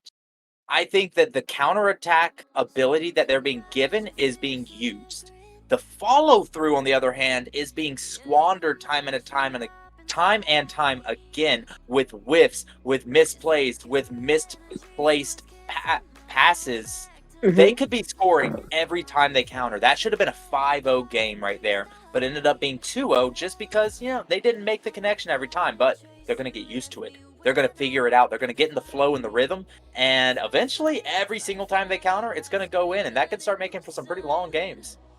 Yeah, XD, their road here was a little bit more dangerous. They had to overcome a couple of odd things. Really, they came out, they won some monkey bars, they get smacked by Supro, they go down to the mid-round, then they get swept by Throwback, or it says as a sweep. They go down, Nightwalkers, not there, apparently, non-existent. Deleted XD find their way to round 5. They won the lower part. They were facing elimination. This is their second time facing elimination. This is the second time under the pressure. How do we see them respond? So far, it's been good from them. It's been solid. Do we see all mechs who have been a little bit more inconsistent in their journey here try to find a way back into the series? Or is this just Deleted XD's just dominance everywhere on the pitch? Hey, it's very much going to depend, right? Coming out of day one and just looking at the journeys individually on the paper, it seems like Deleted XD has more to pull from, more experiences, at least tonight. And obviously that game 1 showed a very telling tale, but this isn't over, right? At this point, it's not a skill issue, it's a strategy issue, it's a positioning issue, it's a team cohesion issue. It's making sure everybody on your squad is on the same page of what needs to happen to be successful. If they're able to either A, keep the 1-2 attack and put third man much deeper and just concede that you will not have a third support on your plays, and you better make it happen in 2, then they can have a much stronger chance at coming back on this because the counterattacks won't be there. Or spread out your first and second man and make a 1-2-3 attack where everybody can replace anybody at any time, which would be my preferred style, right? That's what we train Spate on, is support and replacement, and making sure we have a 3-man offense. Not saying the other one cannot work, but I just don't see it as successful. So if they're able to figure out what they're going to do and get everybody on the same page and fix the second, third man issues, I think they can very much come back at it. Because like I said, it's not a skill issue. It's just a cohesion issue. These players do not want to start. They okay. They want us to continue ad-libbing over here. Like it's like we're running improv. You know, when you go to one of these like mini theaters, and I don't know if you have them in the neighborhood, but over here in New York City, we have a lot of them. They have all these different things. They have like these improv stuff. When my mom tried to beg me to go to one, I'm like, because I wanted to be an actor. I'm a brag right here. I'm gonna just take over. I did this one time in 4th grade. I played Simba in The Lion King. We got so many good pictures of that. But those ad lib improv open mics. Yes, yes, it is. It's what the players are trying to put us through, but finally they got tired of the show and they're like, Thank okay, you, it's time for the God. main attraction. Well, this And main Chase attraction's back at gonna it have to again. deliver. Yeah, this main attraction's going to have to deliver because they have a lot to go up against Almex still.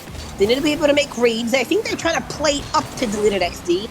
They're trying to play a little bit too fast for them. They're missing a lot of balls. They're trying to go a little bit too fast for their own gameplay, for their own style, and it's kind of hitting them in the butt. Here's Taze.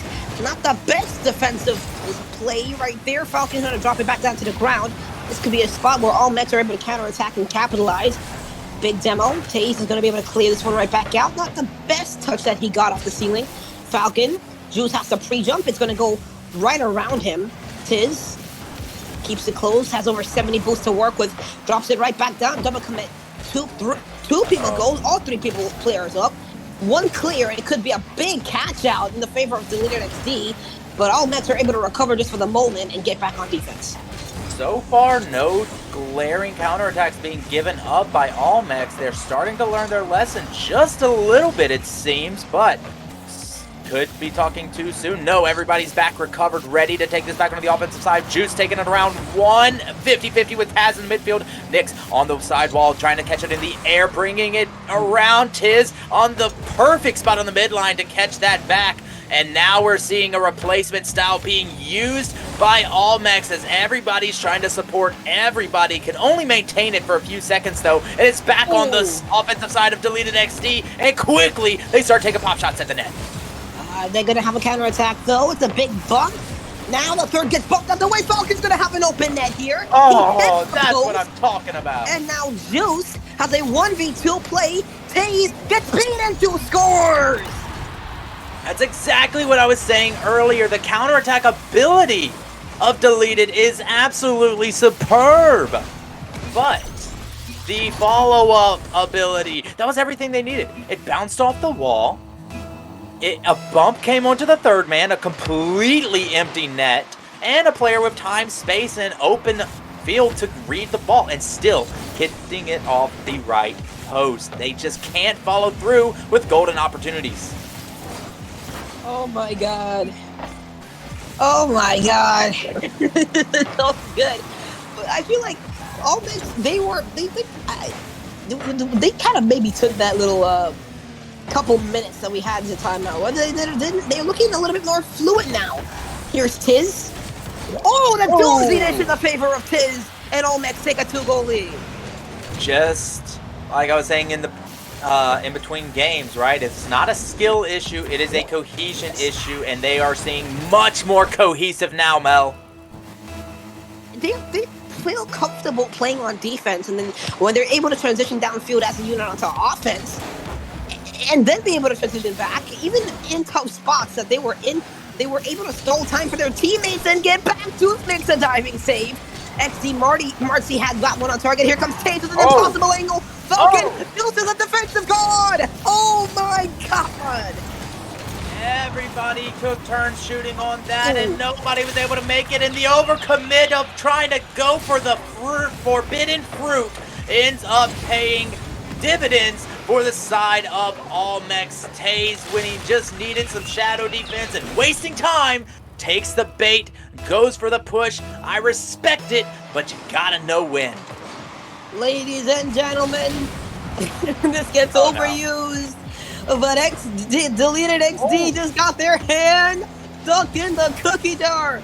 They got caught. Mama said, oh, no, you don't. And they got counterattacked after counterattacked. 3 in the game, all in their favor. And Deleted XD are saying after that game 1, what in heavens has just happened? Oh my goodness, I love that hand stuck in the cookie jar. That's exactly what happened, Mel. They reached in, they reached, and they dug, and they dug, and they found it wasn't cookies in the jar, but some nasty licorice sticks. Now, don't you get me started on those licorice sticks. Oh, here comes Falcon! Bench pressing 600 pounds like Jalen Hurts. But a bump by Taz just taking Juice right out of the net. And Falcon needed every millimeter, every pixel that was available there to slide that one in. What a tight angle he had to slip through. Whether it's for the mental or it's just for the game. Deleted XD. They say that we're not completely out of the game. We've seen some wild things happen. You just have to go one step at a time. Now just getting that second goal. Here comes Taze. In the air. Space gets that flip reset, gets away from him. Double commit on the side of Almex. Falcon. Very awkward touch. Marcy just forces it over to Juice. Gets back to the ball. Can't make contact. Falcon beats one. Tiz gets a piece of the ball. Juice. Gonna try to get a second touch. He does. It's not on target. It's gonna set up Tiz, but it gets taken away. Nice defensive play. It's gonna float in. Oh my God. And now you have Falcons going every which way except for a home. My goodness, I thought the Birds were supposed to have the compass in their head that told them where they're supposed to be. Falcon just went for the boost. He developed some golden eyes there and just unable to be in the right spot. Oh my goodness, this is just on spot. Tiz! A mechanical genius. Look at this play. Steps up off the wall. Follows it with his boost. He puts in the chat. He says, quote, unquote. Nick's put earlier, he said, yapping, because all Deleted XD, they were talking their smack. And they got gathered in this game. But in that early game, you made an analogy to how birds are supposed to have that compass in their head. To open it. Falcon, he's supposed to have it. He turned from a dove to a pigeon, where he chose a French fry over the beautiful. What are those? You know those rotten French fries you see in New York City? Please, pigeons. They'll go over that over a beautiful looking, amazing pizza. Okay, who chooses French fries over pizza? Tell me how that makes sense.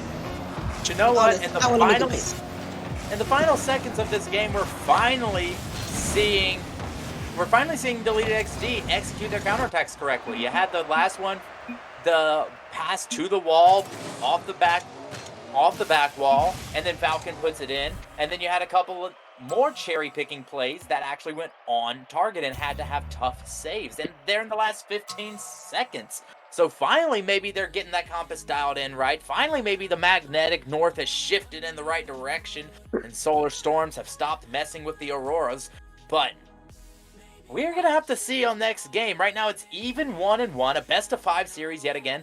And it's just two very different tales being told one game to the next. First, Deleted is absolutely dominating. Now, Allmex is dominating. And now it seems like both teams are fixing the issues that they had in each game. And we might see we've already seen two new teams come in, right?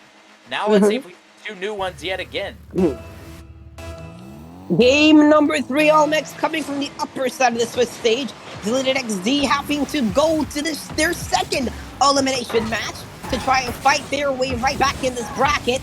They're going to try to do exactly that. We'll see if Almex can do exactly what they did in game number 2, or if Deleted XD can prove if that was just a fluke going into game number 3. And I'm going to tell you what, Coach Scully, these game number 3s, everyone, especially in a series like this, where it was 2-0 in game 1, and it's 5-2, 2-goal and 3-goal games, and 2 games in a row going in completely different teams' results. Game 3 results are going to matter so much, potentially, in the long run. Say we get to a Utopia Coliseum where one team just completely storms it out. You feel like we can get that type of game here? I mean, I don't think that this was going to be ran away. Oh, that was a little demo there, trading. This is going to be ran away from either squad. I think this one's finally going to be the slug out that we've been desiring as our final match being our final match of the day. And this is kind of, right, the Swiss stage does a great job not of putting the most powerful teams at the end, but putting the most competitive teams at the end. There's going to be no big skill difference between number 1 and number 2. Both these guys are in the middle of the packs. Both these guys are fighting for the difference of 7th and 10th place, 8th and 9th place, right? They're in the middle of the packs. They're going to be duking it out, and games 1 and 2 didn't necessarily show that. And now with a 0-0 and almost 2 minutes gone. We Oh, here might they be come. seeing that right now. I like what I see for both teams. I mean, Deleted XD had a couple offensive opportunities, but they kind of just backed out on both of them. They're not going to overcommit. Here's a pass with a Falcon. Falcon looking for the net. Is going to just float it over. Juice somehow gets a beautiful pop-up touch. Right, just avoiding getting bumped off by the crossbar, who was about to play as a fourth man, but instead, the video game said, no, thank you, we do not allow cheating in here. This bounces right back down. Marcy's going to try to control this one. Juice gets a beautiful instant challenge going in his favor. Next, not exactly the touch he wanted. It's going to go right back down to him. Nick's on target. Oh, he hits the upper corner. The follow will be good. And Juice is going to make it 1-0 for Almex.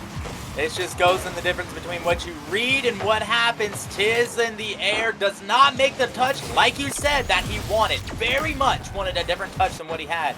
But the thing is, Deleted XD bit on what they thought was going to happen and was unable to react in time to what actually happened.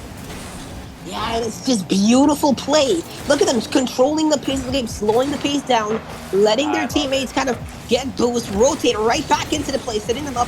And that's a little bit of an overcommit, though. That does leave Juice back. I think they trust him a little bit too much because he gets completely beat on the side. Tiz completely misses. Nix cannot miss there. He doesn't. And now here we go with all Nix trying to rotate right back on offense.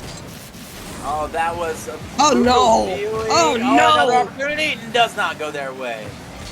That had to go through. There was no follow. I understand why they didn't completely trust the just full scent off the backboard. It's kind of unexpected. We're still trying to recover off that last sequence. And all mechanics, I call them Almed. They're playing a little bit better than Almed very today. different. Oh! Tiz makes it 2-0. And this scrappy gameplay we're seeing, Coach Scully, is delivering in their favor. And now we're starting to see a pattern emerge on the side of Deleted XD where their defense does not do very well. They all pass up the back post. They kind of get a little bit crowded into their own corners. They like to push up into the corner. Oh, look at him! And oh my goodness. And Deleted XD is the embodiment of a philosophy that I spew a lot, saying the best time to score on your opponents is when they think being the key word, think they have offense. When your opponents are pushing up to support each other, pushing up to support the breakaway down the field, and then you dunk it and shift it, that is the ultimate time to score because nobody is in the net in those moments. And Deleted XD is always ready to push up down the field. Look at that. Nobody goes to back post, and here comes Here they Tiz, go. and I call it and what's happening? They say in the NFL, you win the game in the trenches, but look who's doing the dirty work. Nick's 2 amazing shots in a row, and he makes it 4-0. Oh, I love it. I'm talking about, that's one of my favorite moments in casting. I'm talking about something, and then I see it. Look here. I say, look at this. Saying, this is what I'm talking about. This is when they get scored on, and this is exactly what happens live. That is... You've manifested it, my friend. Oh, Nick. Oh, he just gets swept off his feet there. It's going to go right back out. Marcy's pre-jumped it. The squishy save will not work for Juice. And they're going to make it 1-4. I will say that Deleted XD does seem to have a much stronger offensive presence. It just looks the other way around because their defense is just lacking so much in a contentment to stay in the net and play from the back. They want to go so fast that they're really boosting up the appearance of the All-Mex offense when really they're just doing basic plays to get those balls in. But the offense of Deleted XD is always very powerful, very aggressive, and forth a lot of shots, forcing a lot of saves. What they lack on their offensive side is the ability to finish, is the ability to put the ball in between the posts, this ability to actually accurately attack the net. But instead, we get those types of attacks over and over again. Right, and now they've kind of it's fizzled out. I think that really should have been clear how that defender had boost, but instead it goes right back out to Falcon, not the most powerful shot on target. That had to work in their favor. It did not, so any hope of a Game 3 comeback in the late stages for Deleted XD is not going to go in their favor. Nick stepped up this game. Juice stepped up completely this game, and Tiz did exactly what he was supposed to do. Deleted XD, not it right now. All Mex will go 2-1 up in the series as they are on match point to go into the single elimination top 8 tomorrow. Oh my goodness. This is starting to look bad for Deleted XD. They have everything they need to make this happen. The counterattacks are working for them so well, but what they're lacking is the ability to mix up their offense, right? They continue to press into this situation where they're bringing the ball as close as they can to the net and then bouncing it and shaking it and hoping the defense wiggles just enough that they can slip through.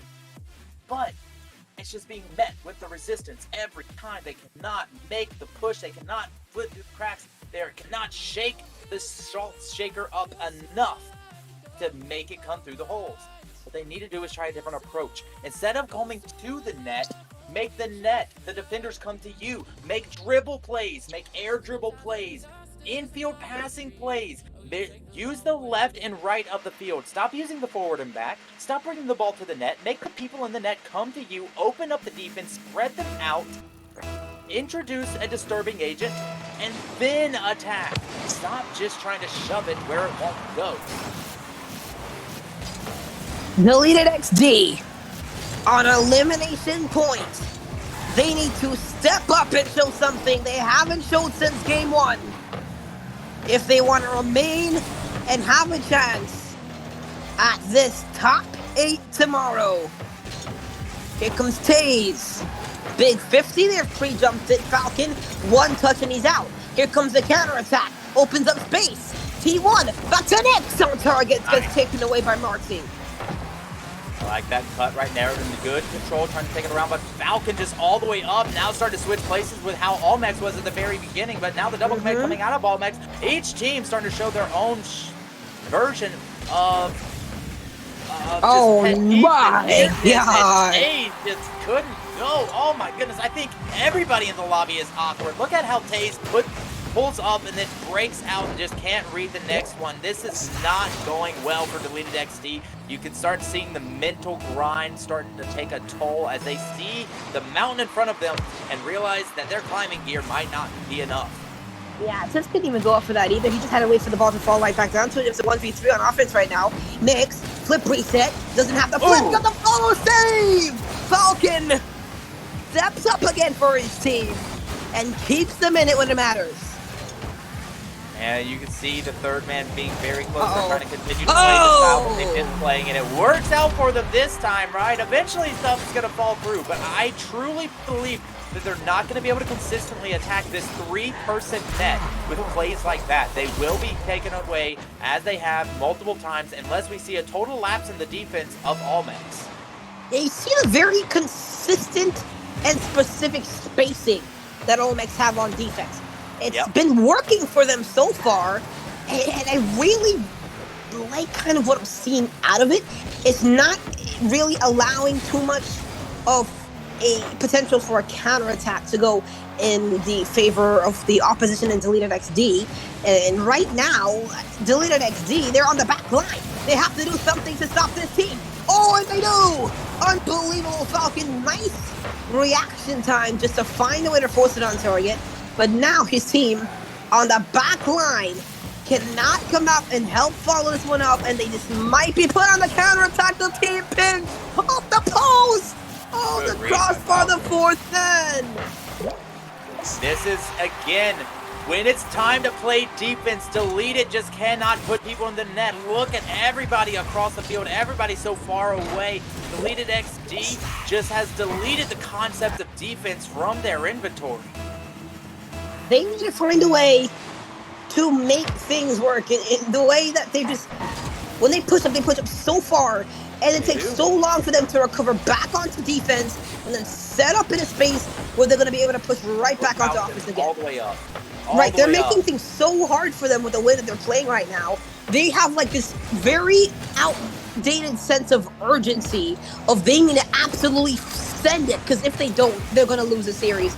And I feel like they feel like it's an hour or never. I feel like they can take their time. They kind of rushed into it in the beginning of the game, and it's been giving up so many of these offensive chances.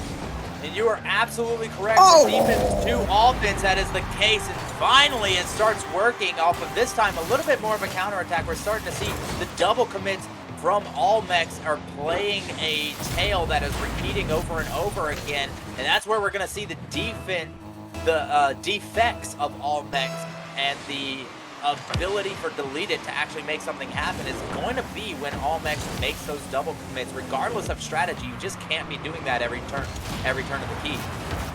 It's a 1v1 here. Nyx Nice. gets 50'd out by Falcon.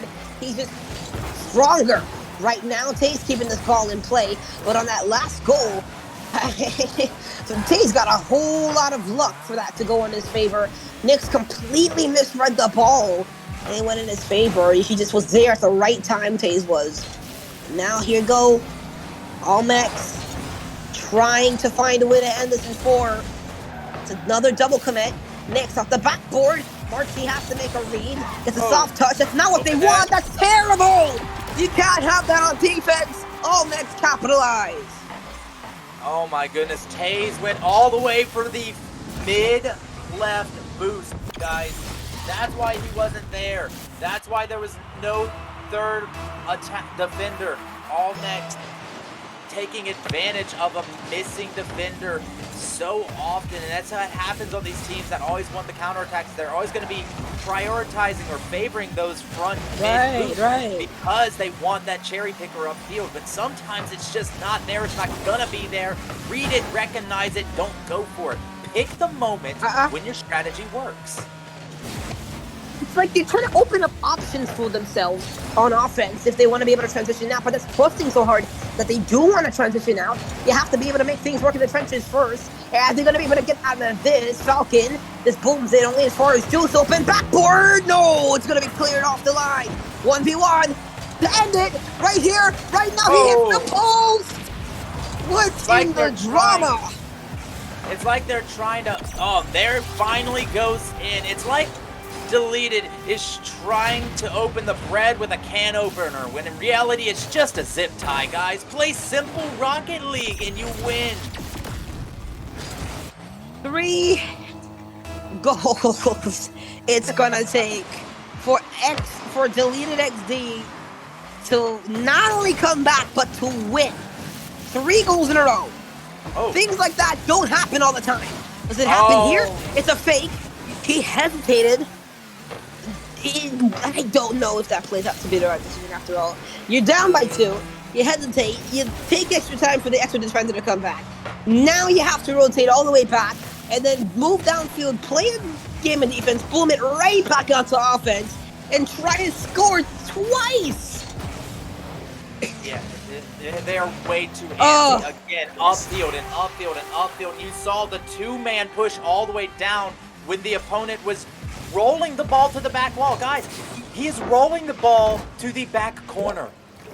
Rolling the ball to the back corner. That means he will take it up, he will air dribble it, and he will bang it across the field. Why are 2 people pushing up and the 3rd man pushing up across the field? Obviously, there's nobody there. Obviously, it's going to be counterattack. You don't have anybody guarding the only play the opponent can make. Instead, we're all rushing into the corner. Can opener on the zip tie, guys. You're playing way too complicated for the situation at hand. Simple Rocket League, simple reads, make simple games happen. But on the other side, Allmex, what a turnaround from game 1, fixing their issues. A little bit of double commits throughout the journey, but my goodness, how they were able to come and rally together as a team and prove what I said. It's not a skill issue, it was a cohesion issue. And as soon as they became a cohesive unit, hey, that was it. Next talk, yo talk. Allmex, move on. Deleted XD, trash talking them the entire game 1. Allmex said, oh boy, that's not gonna work out. And they turned around and smacked them in the face, gave them a reality check, and made them... What happened? It's like they made... Oh, come on. It's like you're absolutely just on the back line. you're giving yourself less options by all of you guys pushing so far up the pitch and no room to make anything happen. If there's a clear downfield, y'all gonna have to all transition back. That's some of the mistakes that they made in the first game. That's what got them caught out in the first game. Deleted XD felt that urgency in game 4 and said, hey, if we don't do this, and this, we have to get offense. We have to score. And started performing the exact same mistakes the exact same way and were met with the exact same results. Except this time, they were met with the same results from a team that knows how to finish their counterattacks, and there was no recovery from that. No, it was. I really liked what I saw from Onyx. This is a team playing like what, 7th place, 7th seed going into tomorrow, maybe 8th seed. It's going to be interesting. It's going to be real interesting going into tomorrow. Oh, we already have the rosters going into tomorrow. All Mets are going to be the 8th seed going into tomorrow. They're going to be okay. They're going up against Lotus Gaming, Gad, Pigeon, Bubs. Y'all, I've seen y'all sweep throughout the board. Y'all even take down Spate Esports. Oof. And Spate Esports, they had, in my opinion, when I look at Spate Esports, they're such good players. There's always going to be some type of expectations for players that caliber going into tournaments like this. Spate is an extremely strong and extremely smart team. We do often get outclassed by teams like Lotus. We got swept today, and we were 4-1 in the show match yesterday. But all the same, it's always games we feel like we can win. I feel like Spate is a team that can be put at the top of this tournament. The consistency, the ability to change what's going on for the better, and then me, of course, in the background in their ear, making sure that they stay to their philosophies, making sure that they can coach themselves. And I don't even need to be in the lobbies with them. I don't even need to be there on tournament days. They are self-coaching players. Sometimes you can watch these guys on an off day with a replay up, fully analyzing it.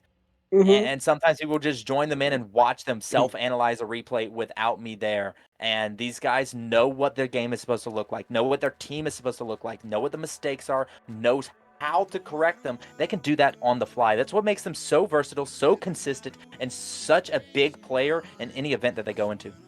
Yeah, and they're such an experienced team because they've been together for so long. Long. I remember casting this team like in the summer of last year or something like that. This team's been together for so long, and it's like they know how to make things work.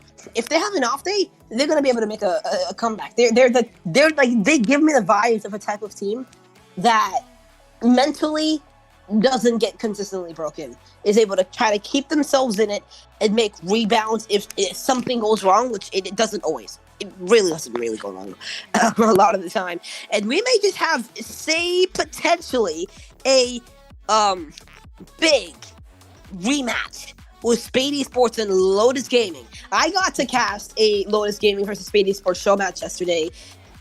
Lotus Esports, they showed that they can do things. Spate Esports, they want their revenge. They are on the revenge tour tomorrow. They are on their revenge tour tomorrow. We will see. I want to see Spade go far. But let's look at the other matches. We have Nicholas College Final Form White, Sub Blue, and another Final Form White. Or Sub Blue, I believe, is going to be playing X13 Black X13 Black. Throwback is going to be facing Spade Esports, and Lotus is going to be facing Olmex tomorrow at 7 p.m. Eastern Time, best of 7, here, tomorrow, right here, 21 hours from now, on this channel. Y'all better not have anything planned. I know you guys. Y'all better not have anything planned. Tomorrow's going to be a banger day. Nichols College is going to be contending. Final Form's contending. Extra Team Black, you can never count them out. Spade Esports, one of the best teams in the league. Throwback, phenomenal roster. Supro looked like a top team. I already talked to you all about Nichols College, and Lotus Gaming have the potential to be the best team throughout the entire season. Tomorrow is going to be Lotus a bang. is a favorite. Lotus is a favorite to win the whole thing right now. They won the last one. Spate came in second, and now Lotus is poised and ready to try to do that again. And honestly, it's going to be hard for anybody to stop them at this point. They continuously get better. Any roster change that they have ever made has always been a step up for them. They have never made a lateral move. They have always made upwards reaching moves, and that is just crazy. Pigeon being the only one from the original before they switched names. Look, tomorrow's going to be a great game. Like he said, everybody, this has been Coach Scully and Mel, the co-caster. Little Joe on the keyboards, and thank you for Spate for putting on this glorious tournament. Been a factor in Akuma. We all know him. And guys, thank you all for being here. I hope to see you tomorrow. This has been Coach Scully signing out.